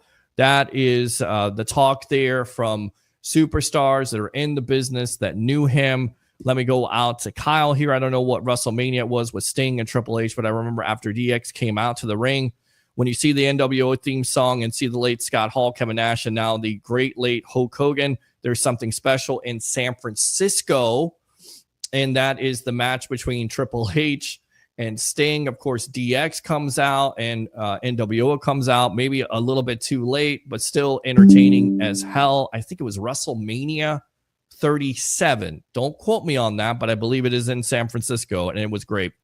He always took the time to meet fans, says Russ Vaughn. Oh, yeah. Thank you very much for tuning in, Russ. Hogan, born in Augusta, Georgia. That is correct. Mike D. Roche from Canada. And Andrew the Giant, or Andre the Giant. Andrew the Giant. Andre the Giant. There you go. My mom right there. Appreciate you, Mom. Watching the best sports talk show in the Tampa Bay area, the Sports Web. I think when we went to the skating ring in Port Richey, you, Christine, with stepdad, absolutely. Thank you for that. One of the first wrestling matches also that we went in person was out Southland Roller Palace in Port Richey, but it was not with Hogan. It was with NWA at the time, which turned into WCW. So thanks for that memory. Brutus Beefcake, of course, Ed Leslie being inducted into the WWE Hall of Fame in 2019, one of his friends. At the time, they started out as a tag team, him, and they were called the Boulder Brothers at the time. Just reading, you need to see Flair on TMZ. I bet he's a mess. Brutus Beefcake, Hogan's friend. Yep, Ed Leslie right there. Hogan, best heel turn in history. Hogan will never be duplicated. Mike D. Roche, say your prayers, drink your milk, no steroids. Of course, being involved in the steroid trial in 1994. A lot of kids, a lot of people looked down on him, but you knew he was doing steroids. Now, come on. And again, I'm always a guy that is against steroids. But when it comes to professional wrestling, I believe it's a part of the look. I will never condone it, but I understand why people do it in the first place. Let me go out to Instagram Live here. Boom. Who is now cancer-free? That is correct, Gloria, right there at Instagram Live. You're absolutely correct. Ric Flair is cancer-free. So there you go. Woo! Which is amazing in itself. So you're absolutely correct. I just saw a video of him on the beach where Ric Flair said that he talked to him yesterday on the phone. Damn. You know, that's what I'm saying. Life is so short. Life is so precious. Don't take it for granted. Do not take it for granted. 71 years old, 54 years old. It doesn't, you just never know when your time is up. That's why when I do this show, I try to give you everything that I got, 100%, 110%. Even if the roommates don't like it because I'm a little bit too loud, that's okay. Because I'm excited about what I do. I don't want to take your mind off of what has happened and what has transpired this week. And when we talk Bucs, we talk Bucs. When we talk Rays, we talk Rays. When we talk Lightning, we talk Lightning. When we talk NFL, we talk NFL. When we talk wrestling, we talk wrestling on this show. Open phone line, 727-255-0391. It's 727-255-0391. Sittin says, go Bucs, go Bucs. Wait up, little boy. Wait up. Go Bucs. It's exciting. Go Bucs. How about them Bucs, baby? Go Bucs. All right, so let's go out to the phone lines again. Ask for phone calls, get phone calls. I got to go out to this guy. He was smiling from ear to ear today on his Instagram post. I'm happy with him. He helped us out with the expo. Let's go out to Mr. Abraham there, taking pictures with Shiloh Sanders, my friend. What's going on? Welcome to the Sports Web. What's up? I mean, I know that today's show is dedicated to Hulk, but I mean, I just want to add a few things about Hulk. Hulk was one of my favorite wrestlers growing up as give me some memories, my friend. Give it to me. I mean, just the way he presented himself, just like the way he he just had a charisma. I think he attracted a lot of people fans into WWF. I mean, like, I don't know, they keep on changing names and stuff, but once I started realizing this is just a show, I'm like, I'm not losing it. But I was interested in all this stuff when I was very young. So, right. So you're not interested in it anymore. We got to get you interested in it now. Well, I mean, I'll have no excuses here, Abraham. You're on the Sports Web. We talk turnbuckle talk. We got to get you interested in wrestling again. All right. Yeah, all I right. have spoken. There you go. All right, so today's training camp. I'm going to show you what I saw because I saw firsthand. All right, give me a training camp report here. Second day for the Tampa Bay Buccaneers. All right, so I'm really impressed with Buka. His the way he's. I mean, it's like you don't even notice that Godwin's not on the field because of the way he's playing. Right. J Mac looks solid. Rashad. People are sleeping on Rashad White. Rashad White. He's a danger. He's a threat with the in the screen game. Yes, he is. He looks good at some of these runs on the outside. Even some runs here. So him and Bucky is going to be a dangerous 1-2 punch. And all right, I know Charlotte's my guy. I'm not trying to sound biased. I didn't see much bad plays from his side. I mean, I saw a lot of recovery speed for there was one play that busted loose not on his side, but he ran and caught up with the guy, and so he can be a good tackler in the open field if there is a busted play, and also he was good with his play recognition because when he was playing, he sniffed out the play, he diagnosed the play and where the ball was going to go to, and he told his quarterback, "This is where it's going. You got to stop your direction." The quarterback was a tad late. Charlotte was also closing in on the play too, but that's the responsibility of the cornerback. And he's taken well to the coaching from the coaches. Like he made probably one mistake, and that was it. But then he was also lined up close to the defensive line probably as a dime backer or a nickel back. I think it was probably nickel back, and he looked pretty good. So from the limited time I saw him and the limited reps, he looks pretty good. So I like what I've seen. I think, I think the defensive backfield will be solid. Even Morrison made a pick. Let me see who else. Christian Izien, he made a solid pass defense on Tez Johnson. And good. He did a little pose in front of Tez Johnson. Yeah, not Itzian, like I said, Izien, Christian Izien. Yes, we had him on the show too. Absolutely. Yeah, so he looked pretty good. Winfield looked pretty good. I mean, I like what I see.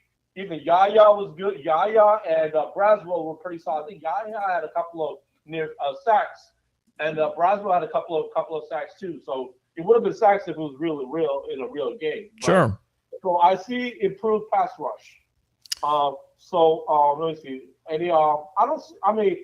think you're talking about Grizzard, okay? I think Baker is basically the offensive coordinator. So Baker is running the plays, and I think once Grizzard gets a hang of it, it'll be fine. But I think Baker's going to be the one calling the plays and running the offense at first.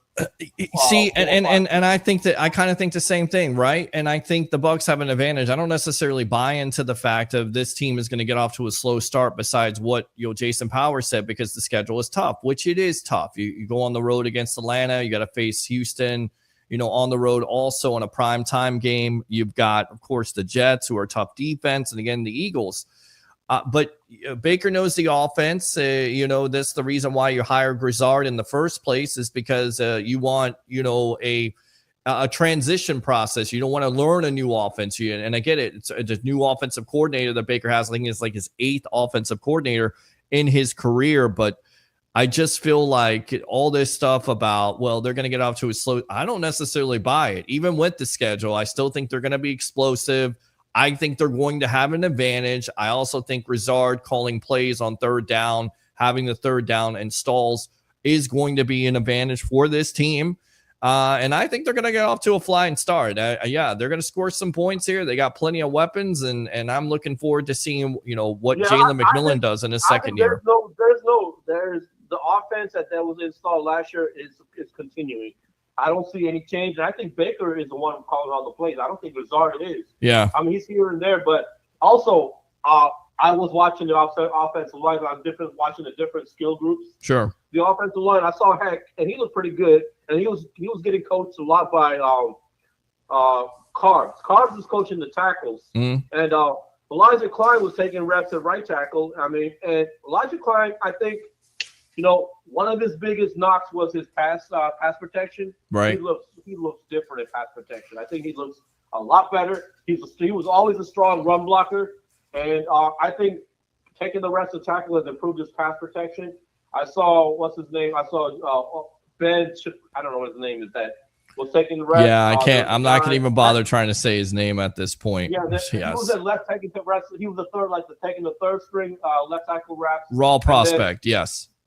And Luke Hackard, he looked solid in preseason last year. He was also taking. I mean, I know that Tristan Wirfs is a solid tackle, but I think people should calm down because I think they're in good hands with Heck, and Heck has more experience than what's his name at school he had last year. So, and then I saw the blocking from the tight ends. I saw solid blocking from Durham and Otten.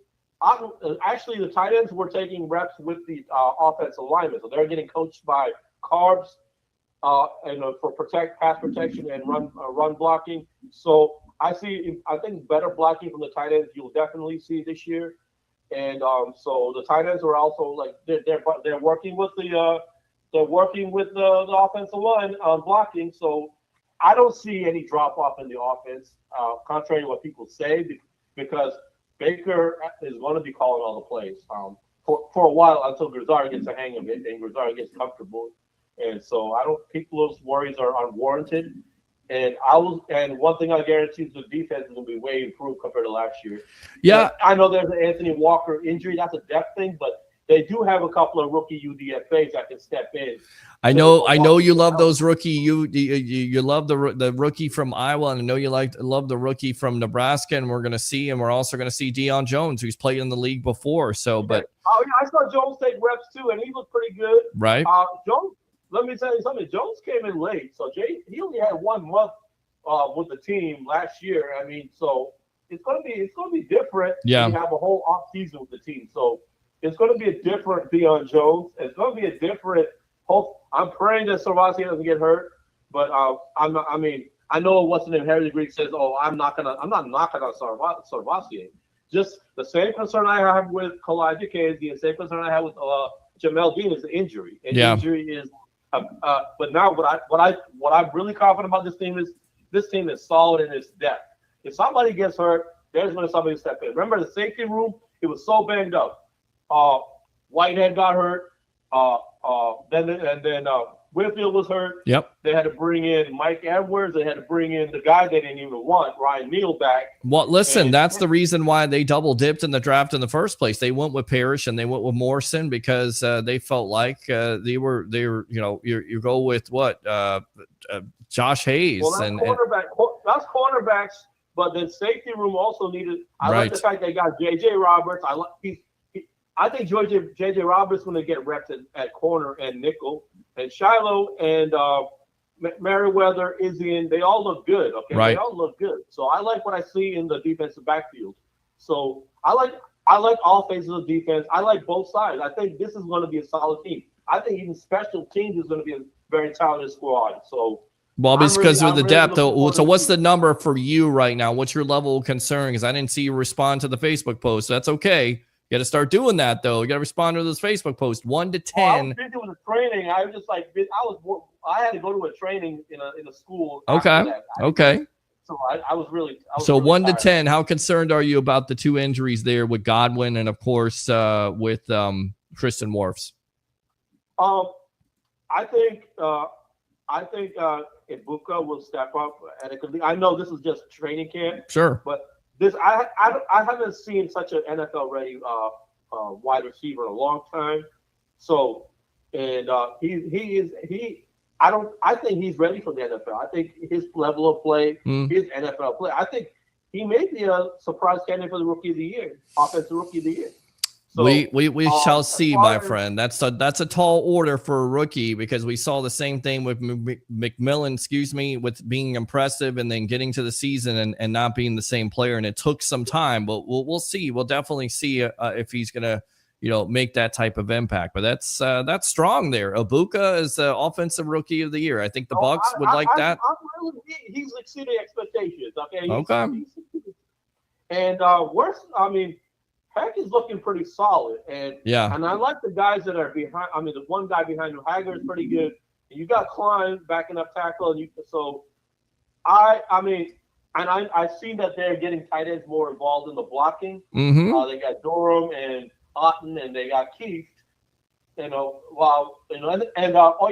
guy I forgot to mention is Devin Cull. He looks solid. he got a really deep pass from Baker. Right. He looks like another wide receiver. To be honest with you, looks like a big wide receiver, like Kyle Pitts of the Falcons does. So I'm pretty.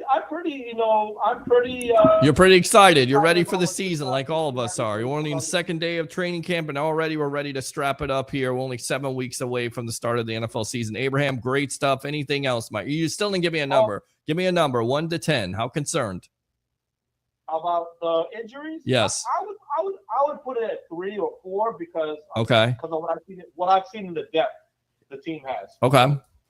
Yeah, so I would not go to the extreme that other people are, but I understand, but I'd rather have these issues early on than later in the season. It's a good point. All right, Abraham, appreciate the call, man. Use that second call if you want to, okay?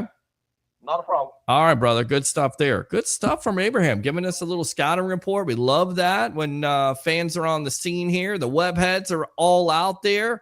Boots on the ground, as the great Tampa Bay Ray Kennedy would say. Open phone line, 727-255-0391.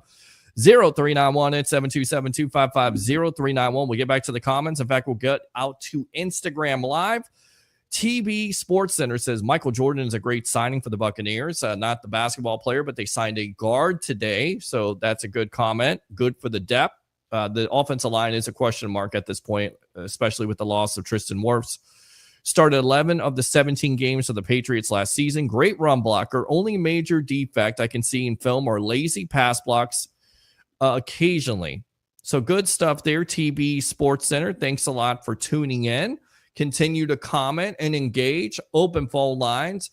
Facebook stars are open. YouTube super chats if you love to give to the content.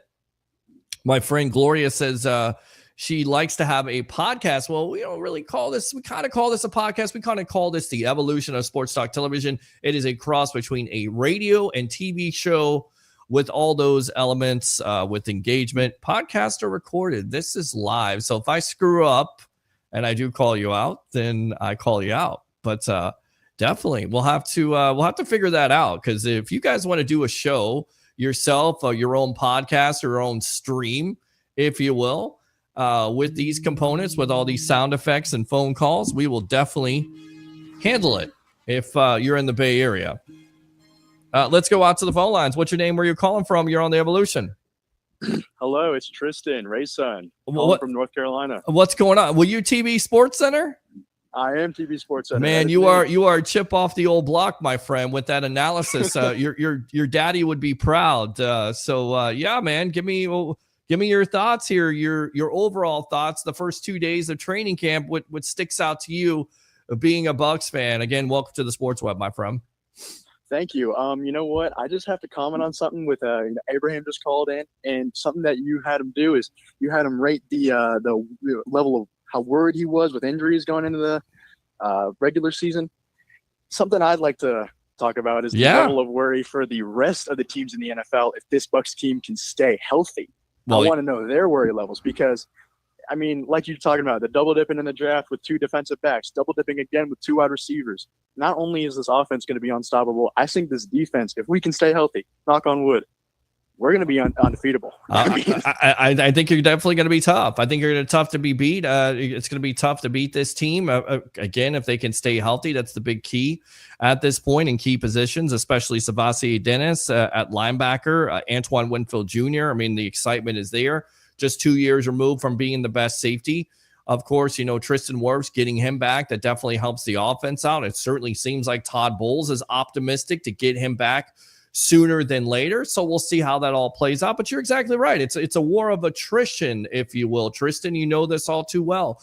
The team that stays healthy is the team, and of course the team that gets hot at the end of the year is the team that you're going to see in the playoffs, and of course in the NFC Championship game in the Super Bowl. Look at the Detroit Lions, right? 15 wins last year, but what happens? They get hurt on their defensive line. They get hurt all across their defense, and they're not able to overcome that. And that's the great thing about Jason Light and this organization, putting this team into a great position with the drafting of corners, with but even then you still lose an offensive lineman. You have to go out and get veterans, and that's the reason why they're veteran backups. That's the reason why they're out on the street in the first place. There is a downgrade to it. So you're exactly right. You've got to stay healthy. especially at those key positions of offensive line. And maybe Don't not get me wrong. so much I mean, about wide receiver, though. Tristan Wirfs, I mean, that injury definitely is scary. You know, the knee surgery going into the offseason, unsure about how many weeks he's going to be out exactly. Sure. I think the biggest thing, though, to watch on this offensive line is going to be Charlie Heck. I think the signing of him in the offseason, I think he was a great signing. You know, even then to this guard Michael Jordan that we just signed this morning. I'm just excited to see what this team. Obviously, you have to take what you see in the preseason with a grain of salt. Yeah. But I'm really excited to see what they look like, especially under Josh Grizzard, this new offensive coordinator. Well, I got to correct you because the great TJ Reeves, the media icon, is watching there on vacation. It's Josh Grizzard, not Grizzard. Grizzard. Yes, I got corrected because we're out there eating wings there at Thomas P's, and we have people coming up to us asking us about Bucs records. A friend who watches the show, and he says it's not Josh Grizzard, it's Josh Grizzard. So I make sure I'll never forget that name. So we got to correct you here, Tristan. You're on the right track. We got you. So you got to say it. Of course. Josh it was Grizzard. The same thing with Cameron Misner. There you go. Same thing with there you go. Into that season. There you go. At least you'll say plethora better than your father will, because he says plethora. Idiot. I can tell you that firsthand, most definitely. All right, Tristan, what else, man? I mean, that was really the main point I had, that signing of Michael Jordan. I'm really looking forward to seeing him on the Bucs playing field. Right. He's a solid run blocker, down blocker. He does everything you need him to, filling in those gaps in the middle. I think, back to the defensive side, I think Servassier Dennis, obviously one of the best pass coverage linebackers in the entire NFL last season before the injury. I think I'm also really excited to see what Anthony Walker Jr. is going to be doing in place of KJ Britt, because Brianna Dix, the staff writer for the Buccaneers a few days ago, put out a story, Buccaneers to watch in the preseason and or in the training camp. And he was one of those listed, and I truly think he's going to turn some heads on the defense this season. Well, don't go too far, because Levante David thinks the same thing. We had him on here a couple months ago. I don't know if you saw the interview. He loves AWOL, Yes, talked sir. about him from Miami and loves Voss and is excited about that linebacking room. But of course, it comes down to what? It comes down to staying healthy, and you're already thin there. So Voss has got to stay healthy. Anthony Walker is hurt, so hopefully that's not a lingering injury, especially a knee injury. And then you've got other players that are kind of unproven at this juncture. Good stuff, Tristan. Appreciate the call, my friend. All right. Use the second one. Have a good night. All right. Good stuff. Chip off the old block right there. Mr. Tristan Kennedy chiming in. Of course, the son of who? Best of the Bays.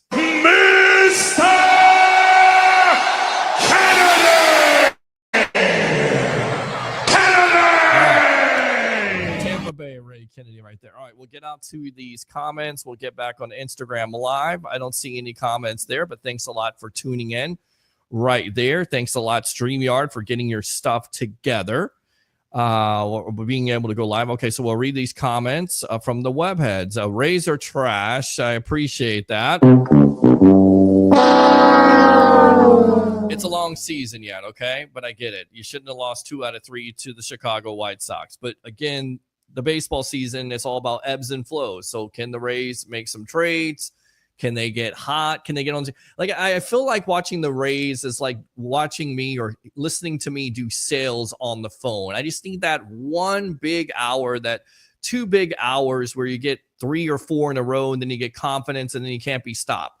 Because, the first 2 hours of the day, it's just tough. You can't get a sale. You can't get anybody on the phone. They're cursing you out. They're telling you to F yourself. You just don't want to be there. Again, I just don't want to be there. I want to jump in my Tesla, drive as fast as I can go, and never turn back. But you got to be there. It's the same thing with the Rays. They just got to get on a streak, start to put some wins together. Stop blowing leads, Rays. It would be nice. I'm going up the suck right there. Tom even thinks it sucks because Tom's a closer. You got to get guys that can close the game out. That's what the Rays got to do. So I'm not ready to, wave the white flag and for the Rays to be sellers, but we'll see. Hogan versus the Giant. Hogan versus Paul. Hogan versus The Rock. Roger Shue says 93,000 in the Silver Dome. Alex right there. Let's go. God bless the community. Appreciate you as always. Let's go. Amen to that. I think you're all overhyping the Bucs injuries. They will be fine. Just go out and play Bucs football. Love it. Not overhyping it. Just, kind of getting, what is the analysis, if you will. Analysis by paralysis. So what's the number? 1 to 10. How concerned are you? Alex Nunster, hell yeah. Eric says panic meter at 1. So a 1. January 23rd, 1984.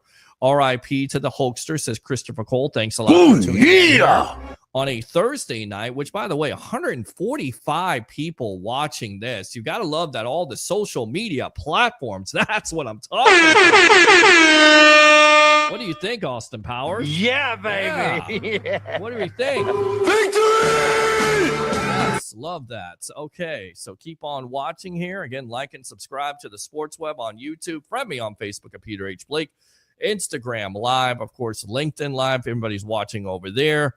Appreciate it. As always, RIP to Thunder Lips, Mike D. Roche. I like when Hogan was getting his ass kicked. Stop for the finger at his opponent, drop the leg, and pin whoever he wrestled. You're absolutely correct, right? He's getting beat up, and then he starts taking it and goes, you.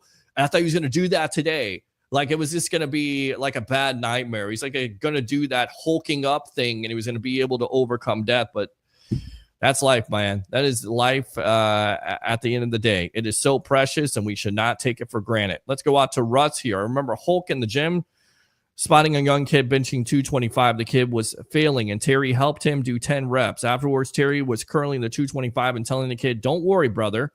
You'll be curling this soon. Terry really had 27-inch pythons. Yes, he did. The biggest pythons in the world, right? Singer Connie Francis died tonight at 82. Of course, I believe I'll Cry at My... What is it? What's the song? What is the song that she sang? Because she was in Batman in the 60s. This is how I'm aging myself at this point. But I'll Cry at My Party If I Want to. I believe that is her. That's her. I think that's her. Raw will be interesting on Monday night. Hopefully they will obviously honor Hogan. You would think they would do something on Friday Night SmackDown, which I'll try to watch tomorrow. Hogan turn was the greatest moment in wrestling history. Agree with that. Mike D. Roche, Cena's heel turn was lame compared to Hogan's turn. It's not even close, right? Oh, yeah. Bucs injury, 7.5 concerned, says Mike D. Roche, all the way out of Canada. Keep on fighting the good fight there. Cancer, we love you, brother. Hulk trivia. Terry was a roofer for Sears and Roebuck. Yes, he told me that. He asked me if I was going to go back out on the road. I told him that I was a contractor, and I didn't think so. He said, that's cool. Not many people know this about me, but I was a roofer for Sears and Roebuck. Bet you didn't know that. Great stuff, Russ. Oh, yeah. Great trivia right there. Great stories as always. Open phone lines. If you got some Hogan stories, best memory out there, 727-255.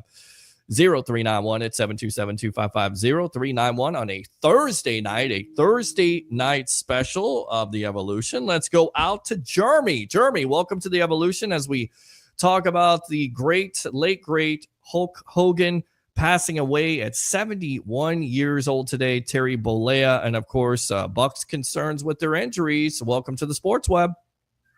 No, thank you, Peter. Thank you for having me on, brother. How you doing? I'm doing great, man. Our childhood, it's tough because we've lost a lot this week, right? Ozzy Osbourne, great music, great musician there. Some great songs. Malcolm Jamal Warner from The Cosby Show, who didn't grow up on him. And then now again, Hogan passing away. So it's been a crazy week. And I thought it would be good to come on here on a Thursday night and kind of take everybody's mind off of it. And I think it's always good. I'm not the best person to deal with death. It's tough for me. It scares the hell out of me. I'll be very honest. But I always think if you talk about it, if you vent about it, if you laugh about it, maybe a little bit of crime, but if you laugh about it more than anything else, you're able to deal with it because it's tough. It's tough for everybody, especially with somebody that, listen, did we know him? No, we didn't know him personally, but we thought we knew him because of what we watched on TV and how he entertained us. So we identified with him. And I think there's a lot of people out there that are hurting right now. And I'm just trying to give them the opportunity to talk about it. So go ahead.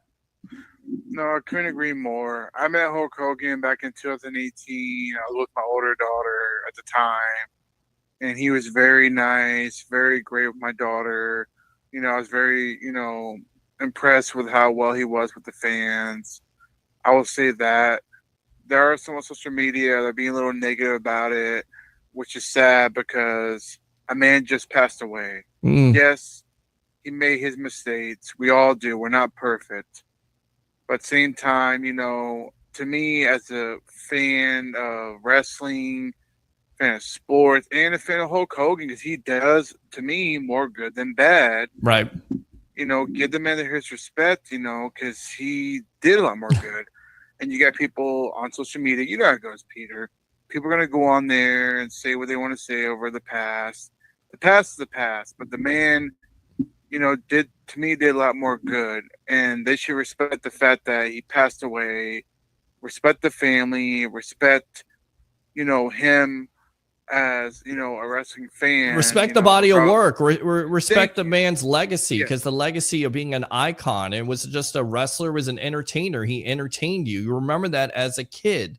I understand that not everybody is perfect in this world. Everybody makes mistakes. We've all said things that we'd love to. We just haven't said it in the public eye, right? We haven't said that, and it wasn't right. It wasn't right at the time, and it's still not right. But you know what? WWE was able to accept him back. They put him back into the Hall of Fame.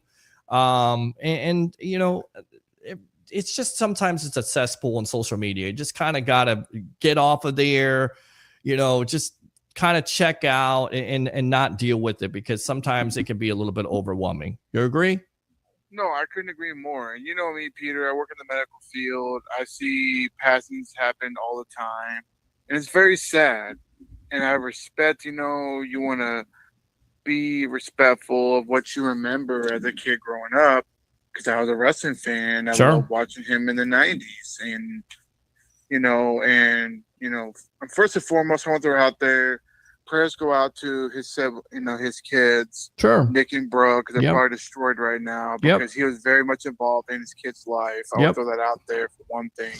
Well, he had a strange relationship with Brooke. That's been talked about, and I don't know all the details of it, but hopefully she got a chance to it's always important for a kid when they lose somebody that's close to you, especially a parent, to say that you love them and that you leave them on good terms.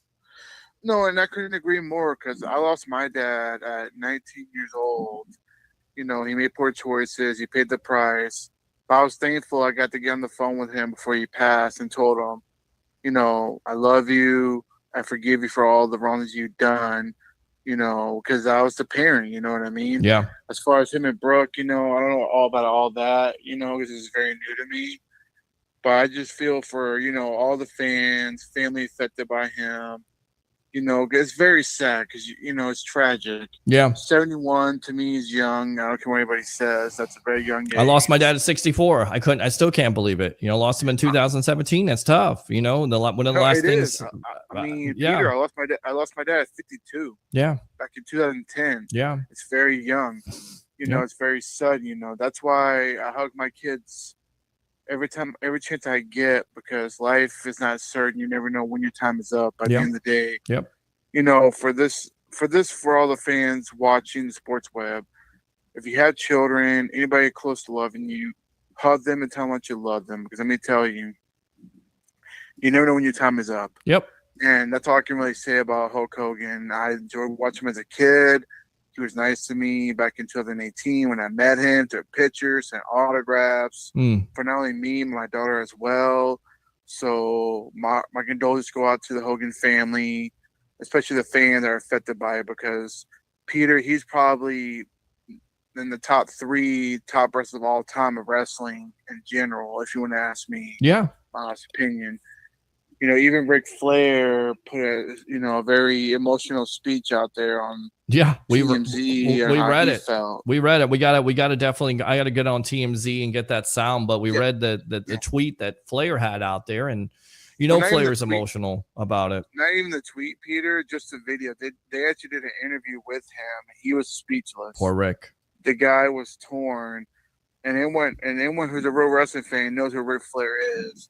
To show the respect, Sting, Triple H. I mean, all of them. They all tweeted out. They all did. To me, that's pretty big. I mean, anybody in the United States of America know who Hulk Hogan was. Yep. If you're a wrestling fan, that's number one. Number two, if you're a Florida resident for most of your life, which most of us are, you know who he really was. Terry Bollea, live in Clearwater, right down the street from me, not far from me at all. I live in Tampa. You know that. Sure. Anyway. But I just want to make sure to let all the fans know out there, give their family respect, no negativity, you know, appreciate what he did bring to the table as a wrestler. Yes. And, you know, as a fan base, because he did do good. And that's all I really want to say, because it's been boggling me inside, seeing social media posts negativity on his past. Yep. I get it. Yep. You know, like we mentioned, we all make mistakes. It happens. Yep. But it's not like he did anything worse than that. You know what I mean? Like kill anybody or rape. I mean, we can go into details about it. At the end of the day, Sure. give the man his respect he deserves. That's it. As a wrestling fan and as a parent, he was involved with his kid's life. Whether his kids messed up or not, he was involved. You see social media, he was there. Sure. Well, Hogan knows best with the reality show there, and of course troubling with Nick and Brooke and all the situations there. But he's a parent, he's a father, he's doing the best that he can, trying to make ends meet, and of course, you know, suing Gawker for all that other stuff and 140 million shutting them down. I mean, you don't go against Hulk Hogan, he'll shut you down. Jeremy, what else, my friend? I mean, besides Hulk Hogan, RIP, it was a very sad day when I found out. And I was rocking my Hulkamania shirt all day today. I went to the barbershop, got my hair cut. People noticed, you know, show love. I will say, Bucs training camp.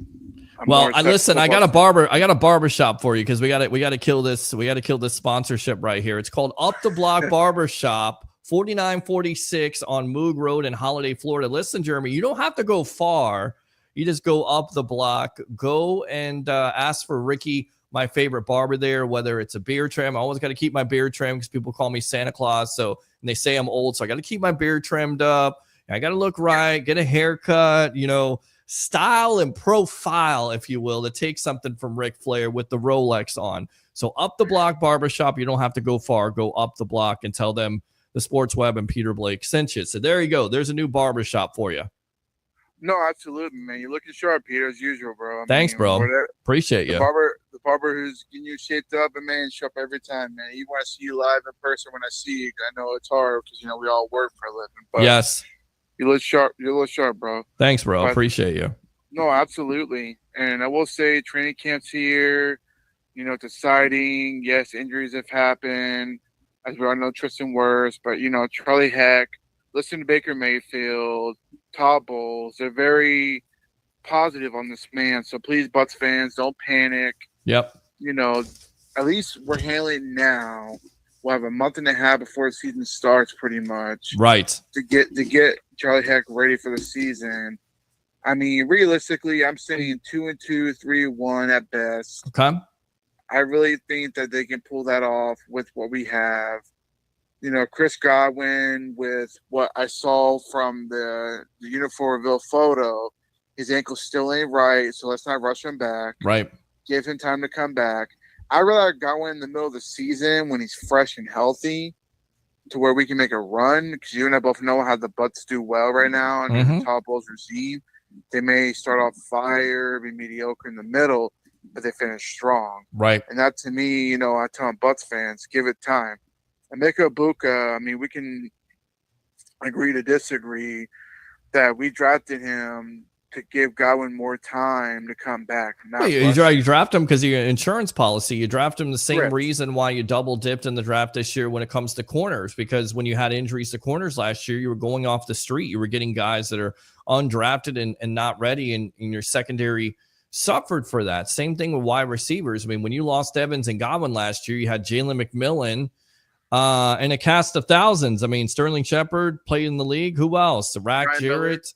Ryan Miller. I mean, you know, some of these guys you don't know. So that's the reason why. And you drafted Ted Johnson too. So they're giving themselves the opportunity with all the injuries they had last year in that wide receiving room and, of course, the cornerback room, filling that depth. That's what Jason Light has done so well the last couple of years when it comes to, drafting guys and building this team into possibly an NFC dark horse for a Super Bowl. I mean, to me, it's, Super Bowl is definitely Super Bowl or bust.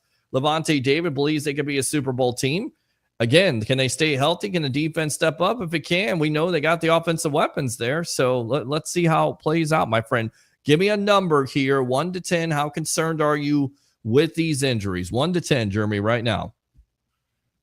I mean, honestly, I gotta say maybe a 5. Okay, I'll 5. give it a 5. Okay, because the depth that Jason Light built in the defense. First of all, added more DBs within the draft. You can't sleep on some of these undercover, free agents we signed to, step in there. Like I'm telling you right now, the cornerback we got from the Jets last year, Bryce Hall. Yeah. Thank you, Bryce Hall. Yep. He's somebody I want to sleep on. He's somebody that got unluck, with his injury. But if he stays healthy, he could be a conservative backup because injuries happen. You never know. With Dean, Morrison may not be ready for the pro level. We don't know. Sure. I'm confident he is. I think most of us are. Jacob Parrish, we can have all the rookies over you want. Right. But let's not forget, we got veterans like Bryce Hall, who I think is ready to step up. And let me tell you something, Christian Izien, who nobody talks about, said Todd Bowles. Bowles mentioned today how much of a, how much value he is, how well he came up pretty quickly. Yeah. As an undrafted free agent. Let's not sleep on him. Well, we don't do that. We don't do that on this show. We interviewed him again. No. We had him on here. We're excited about having him on the sports web and think he's got big things planned for him also. So definitely not sleeping on him. No, it's not. And that's the beauty part. You look at Jacob Parrish because to me, competition brings out the best out of these players. Even if Parrish doesn't beat out Izien or Parrish does, you got a backup in Izien who can play safety. He can play, all over the place, which is a beauty because what we're lacking last year. And hopefully Savasi Dennis stays healthy, which I'm positive on this. I think he will. I feel Jason Lyon's done everything he could to get this team prepped for the season to make a run for a Super Bowl. Right. Not NFC Championship, not division, a Super Bowl. Because if Godwin didn't believe in it, he would never sign. Let's be honest here. This is a money-driven league. He turned down, $5 million off the table to stay here? Yeah. So to me, that shows how much these players believe that this team can make a run. Even Levante David mentioned it in social media the other day that he wouldn't have came back if this team can make a run. So to me, this team's full in gear. Even we had to wait 2 to 4 weeks for Godwin and Wirfs to come back. That's okay. That's okay. You and I can agree as a Bucs fan. We'd rather have them in the middle of the season if we're playing against these tough teams. Because I know we got Buffalo and LA back to back after the bye week after we play the Patriots. So you're going to need those guys if we're going to compete. And plus, no respect. Trey Palmer's got a chance to step up, not only make the roster, but maybe he might move his way up the receiver, depth piece. Because Jalen Millie, we never know. He had a good rookie year, but how some slumps can get. But at least you got experience in Trey Palmer, Ryan Miller, Raheem Jarrett, if he can stay healthy. Yeah. I think a lot of those guys are in danger. I think Trey Palmer, with the rumors, he could be the odd man out because he just hasn't been able to develop that chemistry with Baker over the years. Again, lots of potential, lots of speed, not able to put it on the field. That's the reason why he's a 6th-round pick in Nebraska. We've seen the flashes of brilliance. Rack Jarrett, Tez Johnson, there's a reason why they draft these wide receivers in the first place, because they want to upgrade in that room. They're going to upgrade it, and we're going to see. But that's going to be one of the camp battles you got to definitely watch, is that wide receiving room. Jeremy, appreciate the call. As always, use that second one, man. Don't be a stranger here on the Evolution, man. We love you, bro. No, amen, Peter, man. Thank you for having me on, man. Yeah, take care. Absolutely. Always. Love that. And they do a great show here on Bucs Life. Bucs Life, the Buccaneers, I believe it's called.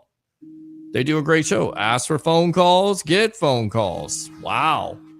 This is going to be interesting. Well, she thought she was going to call in. I think that's my mom.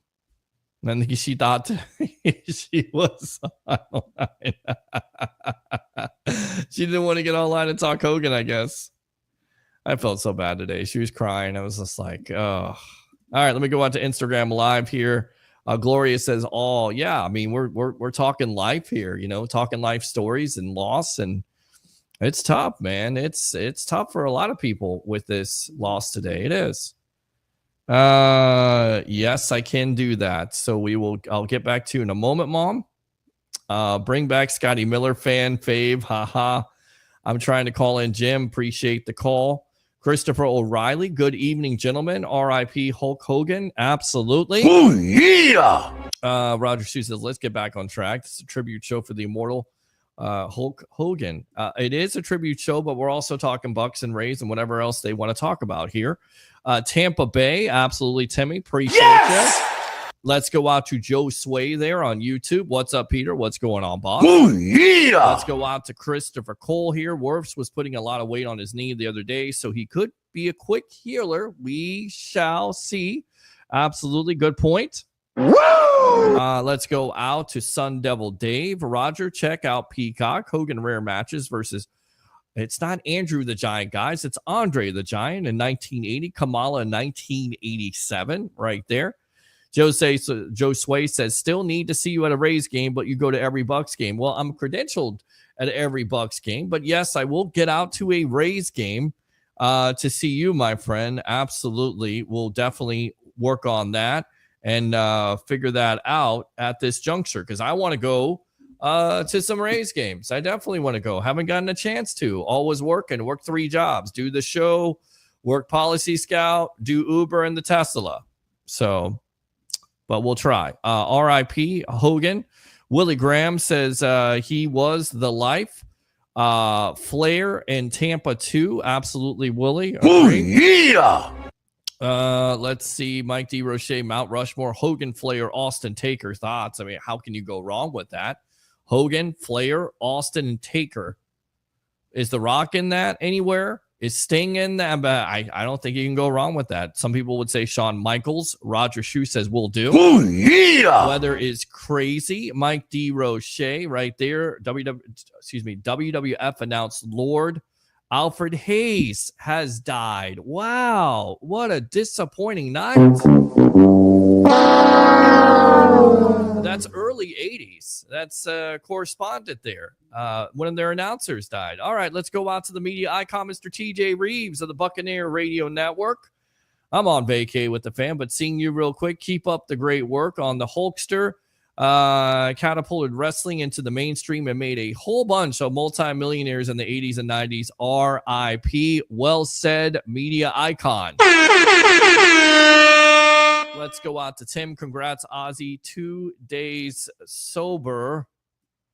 I don't know what that means. Was that a joke? Ozzy's dead now. God bless your family. Hogan, Christopher Cole. Next, you need to get a Hogan sound effect. I think we will definitely work on that because we have the Macho Man. Oh, yeah. We have the Rock. What is your name? I told you it doesn't matter what your name is. We need more wrestling here. We got Ric Flair. Woo! We got that. So we definitely need to get some Hogan. So I'll work on that. Let's go out to TJ Reeves again. Hogan involved in 4 of the most massive moments in wrestling. All got covered by the mainstream media. Hogan and Mr. T versus Piper and Orndorff in 85. Of course, WrestleMania 1 at MSG. Hogan and Andre, 87. WrestleMania 3 there in Detroit. Hogan turns NWO and WCW. That was 96. It says 95, of course, in Daytona Beach. And then Hogan and Rock in 02 in Toronto at the Sky Dome, where the crowd absolutely pops for Hollywood Hulk Hogan. Amazing, amazing stuff where they have to change the plans. And Hogan is actually wrestling on broken ribs at the time. And he's putting it all out there in the line. And if you want to feel better about things, just go back and watch those matches. That'll make you feel better. That'll bring a smile to your face. What you going to do when Hulkamania runs wild on you, brother? Mike D. Roche. For this upcoming Bucs season, I have cautious optimism, 12-5. Okay. Roger says, stay on track. Talk about Hogan. I'll talk about anything I want to there. You be quiet. Shut up. shitter! You shut up. Yeah. How about JP? You want some JP? Here's JP. F you, Yeah. F you, Yeah. F you, and F you. Peace out. I'm going to go have a Guinness. That's what they say. All right. Today's sports doesn't matter. The Hulkster is gone. We'll talk sports here. We'll keep it. It's my party, and I'll cry if I want to. Yes, if it happened to you. That is correct. Brooke's last call was with Hulk in 2023. She ended the call with "I love you." So there you go. So torn about Hulk. It's like a Mel Gibson scenario. Grew up with him as an idol, but learned such horrible things about him later in life that I just can't get past. 2 giant goofballs. Andrew right there. Again, the 2 giant goofballs. Appreciate it. Remember Hulk, not Terry. 2 different people. Roger Shoe. Okay, I'm out. See you tomorrow. Peter, thanks a lot. Tribal Troll. Acknowledge me. He meant me, Andrew the Giant. There you go, Andrew the Giant. You are pretty big, my friend. You are definitely a giant. Let's go out to Sun Devil Dave here. Lord Alfred Hayes died in 2005, brother. Yeah, I thought so. Sun Devil Dave. I didn't think he... Rest in peace, Hulkster. Because of him, I say my prayers, take my vitamins. Hulkamania will live forever. Says Cole CSB brother right there. So appreciate that. Yeah. Take a look at something here. Yeah, he died in 2005, guys. What are you talking about? Who said that? He died. I got somebody that's sending me the picture. Yeah, he died in 2005. Yes. So come on, let's not all doom and gloom here with deaths that come out of nowhere. All right, let's go out to what was said about Charlie Heck today. And this is Baker Mayfield saying this. We trust Charlie Heck. He's here for a reason. So still trying to instill a faith in him that he's more than capable of doing his job at the left tackle spot. Baker also had this to say about Hassan Reddick. I think he fits right in as a guy. People wanted to put so many labels on him for whatever happened in the past. He's extremely hungry.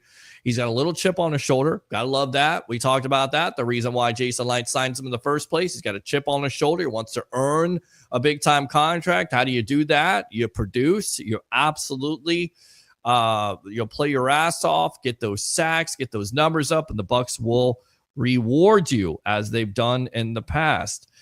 He says he's extremely hungry, got a little chip on his shoulder. I think this building as a whole appreciates that. We understand what type of talent we are getting out of him.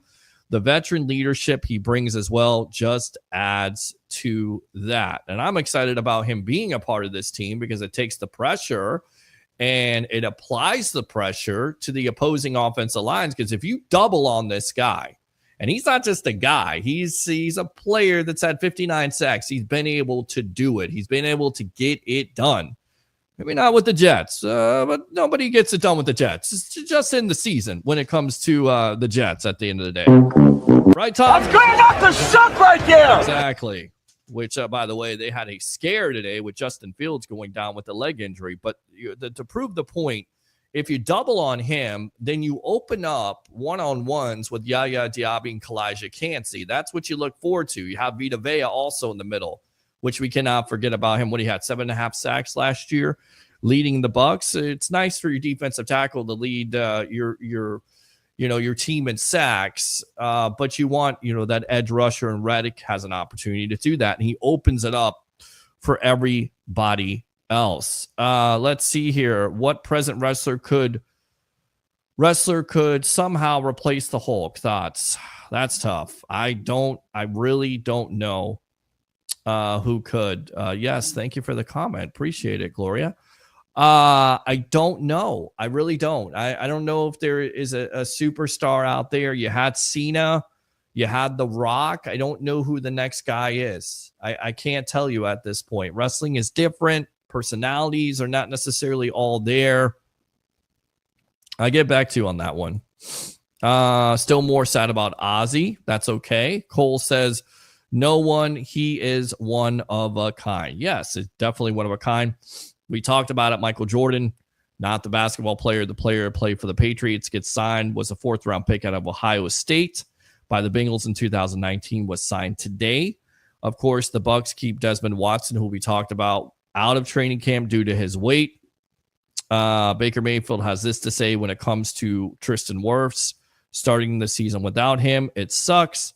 And also talked about his tight ends and Cade Otton, saying he's a swagless wonder, which, again, we've said on this show, a lot of fans, Cade Otton is underappreciated, has an opportunity. He stepped up last year. Can he take that next step? And, of course, Payne Durham is a dominant meathead. So there you go.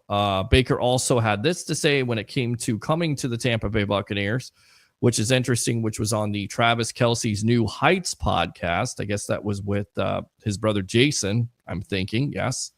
Said on Jason and Travis Kelce's New Heights podcast, this isn't on other teams and franchises, but when you step in and you're the GM and your head coach say, hey, just be you, after I've been told at every stop and everywhere I go, you need to tone it down a little bit.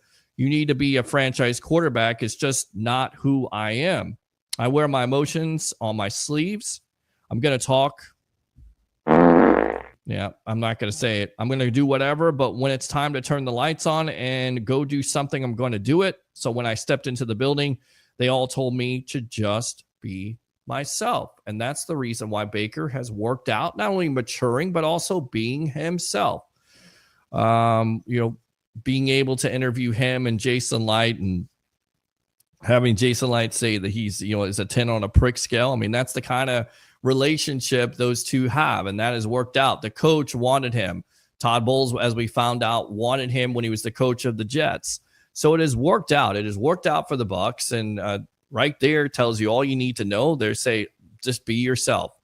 And you definitely would have to believe that he's a direct reflection of that locker room. That locker room loves him, and they will play for him, and that's why the offense will continue to be successful. This from Greg Allman, as we spoke about. The team had Chris Hubbard in yesterday. No signing, 34 years old, 61 career starts right there with that. So I think we're just going to wrap it up at this point. A great Thursday night edition. No guest tonight, just you. It was great to have Jason Powers on. Great to have all your comments on here. Continue to like and subscribe to the Sports Web on YouTube. Super chats are open. Give to Facebook stars. Friend me on Facebook at Peter H. Blake. Go friend me at Instagram Live, LinkedIn Live, Twitter, whatever the hell it's called today. Do three things. We'll keep it down because the roommates are kind of sleeping. Bring your passion. Bring your excitement. Just don't bring any nonsense. I'm your host, Peter Blake, your Rolex reporter. What time is it? It's my time. And for fans of the Sports Web, well, you know what? I'll get one more call in and then we'll end it off. All right, let's go out to Jim here using your second call. You are the last call of the night, and then we will end the show. Go ahead, my friend. Well, praise God. Hey, I wanted to just bless Hulk Hogan's family, man, moving on. The living got to be acknowledged too. So that's good for you, man. That's great. God bless you. Thank you. Yeah. You gonna do the baseball pregame or anything tomorrow? I don't know. I might. Why? What were you looking forward to seeing some baseball pregame? No, I thought ain't that Rays Cincinnati? No, Ray's not a Reds fan, and I think they're having a Happy Gilmore 2 watch party tomorrow at Ferg's. Right. So you're looking forward to watching Happy Gilmore 2. Do you like Happy Gilmore? I like it. Yeah, I like the first one. What's your favorite part of the Happy Gilmore 1? Let's see. I liked how his coach, his black coach, and what else did I like how he Carl Weathers, by the way, you want to play 6 Degrees of Separation, was also in Rocky 3 with who? Thunder Lips, Mr. Hulk Hogan himself, along with Sylvester Stallone, 1983. Again, aging myself, but Carl Weathers, yes. Yeah, Chubbs McGee, so. Yes, huh? I was born in 84. Well, there you go. See, yeah. I was born in 78. So again, aging myself. You be all right, man. I'll be all right. Yeah, I'll be okay. What was I going to say? Oh, yeah, they're playing Cincinnati tomorrow. They are playing in Cincinnati tomorrow, but again, they're having. I don't think we're having a pregame show, and Ray's definitely not a Reds fan. But if you do want to come, Ferg's tomorrow, we'll have. I think you don't live locally; you live in Ohio, so this doesn't apply to you. Right. But if you can travel, then we'll get down there. Yeah. Happy Gilmore too. Right. Happy Gilmore. Yes. Yes. Man, I hope it's good as the first one. I did like the first one. They put the hockey swing in it. Listen, I hope it is too. That's the only thing. And I'm watching pretty good movies lately. F1, saw that with the media icon, of course, Travis Faley of Rocket Sports Entertainment. That's a great movie. Saw that twice. Yes, I watched movies twice. It was great. Brad Pitt still getting it done. Great plot. 2 hours and 35 minutes of action. If you want to go see a great movie, F1 is the ticket. Superman wasn't bad. There was more. I watched Superman, and he was just getting his ass whooped. He was getting whooped the whole time. Like, come on, bro. You're Superman. What are you doing? Go to space and get that sun to come back down and be really Superman. Well, there you go. He was going to do it at the end. Exactly. Even do it at the end. I mean, the dog had as much time as Superman, and the dog saved him a couple times. The dog was doing beating up stuff on the Superman. I'm telling you, the dog reminded me of like Alexander, trying to save me. The other day, I was trying to pull Alexander and walk him, which is always a bad idea because if Alexander wants to walk somewhere, he's going to walk you. So Alexander starts running towards me and knocks me into the road right before the show on Monday night. I wanted to kill him. That's how it was. Yeah, I got a dog named Sarasota. I named her after the state I used to live in. There you go. So, there you go, my friend. There you go. And she's half pit bull, half Great Dane, all muscular. My gosh. She's strong as an ox. So. And she's just like, if you watch that movie, she jump on you just like him. She ain't well trained. She don't listen to nobody. But she's a good girl for me. She's got a lot of energy. Yeah, I mean, it's always about the dogs having the energy, and I thought his energy was going to slow down because he'll be 8 in October. He's not getting any older at all. So yeah, I don't think she ever gonna slow down either. No, and it doesn't seem like he's going to slow down at all. So she's 3 years old, but yeah, her energy ain't slowed down since day one. Crazy. All right, Jim. Appreciate the call, my friend. Damn it, Jim. What the hell's the matter with you? He's become like one of my favorite webheads here because he calls in from Ohio, and he has always something to say, and he's talking Happy Gilmore there and talking Bucs. Good stuff. All right, we'll read the rest of these comments, and then we will get out of here for the night. 2 hours and 35 minutes with just your phone calls and comments. Yeah, it's kind of nice. It's refreshing. I love guests, but I also kind of like just to talk to you, just me and you talk, have a conversation.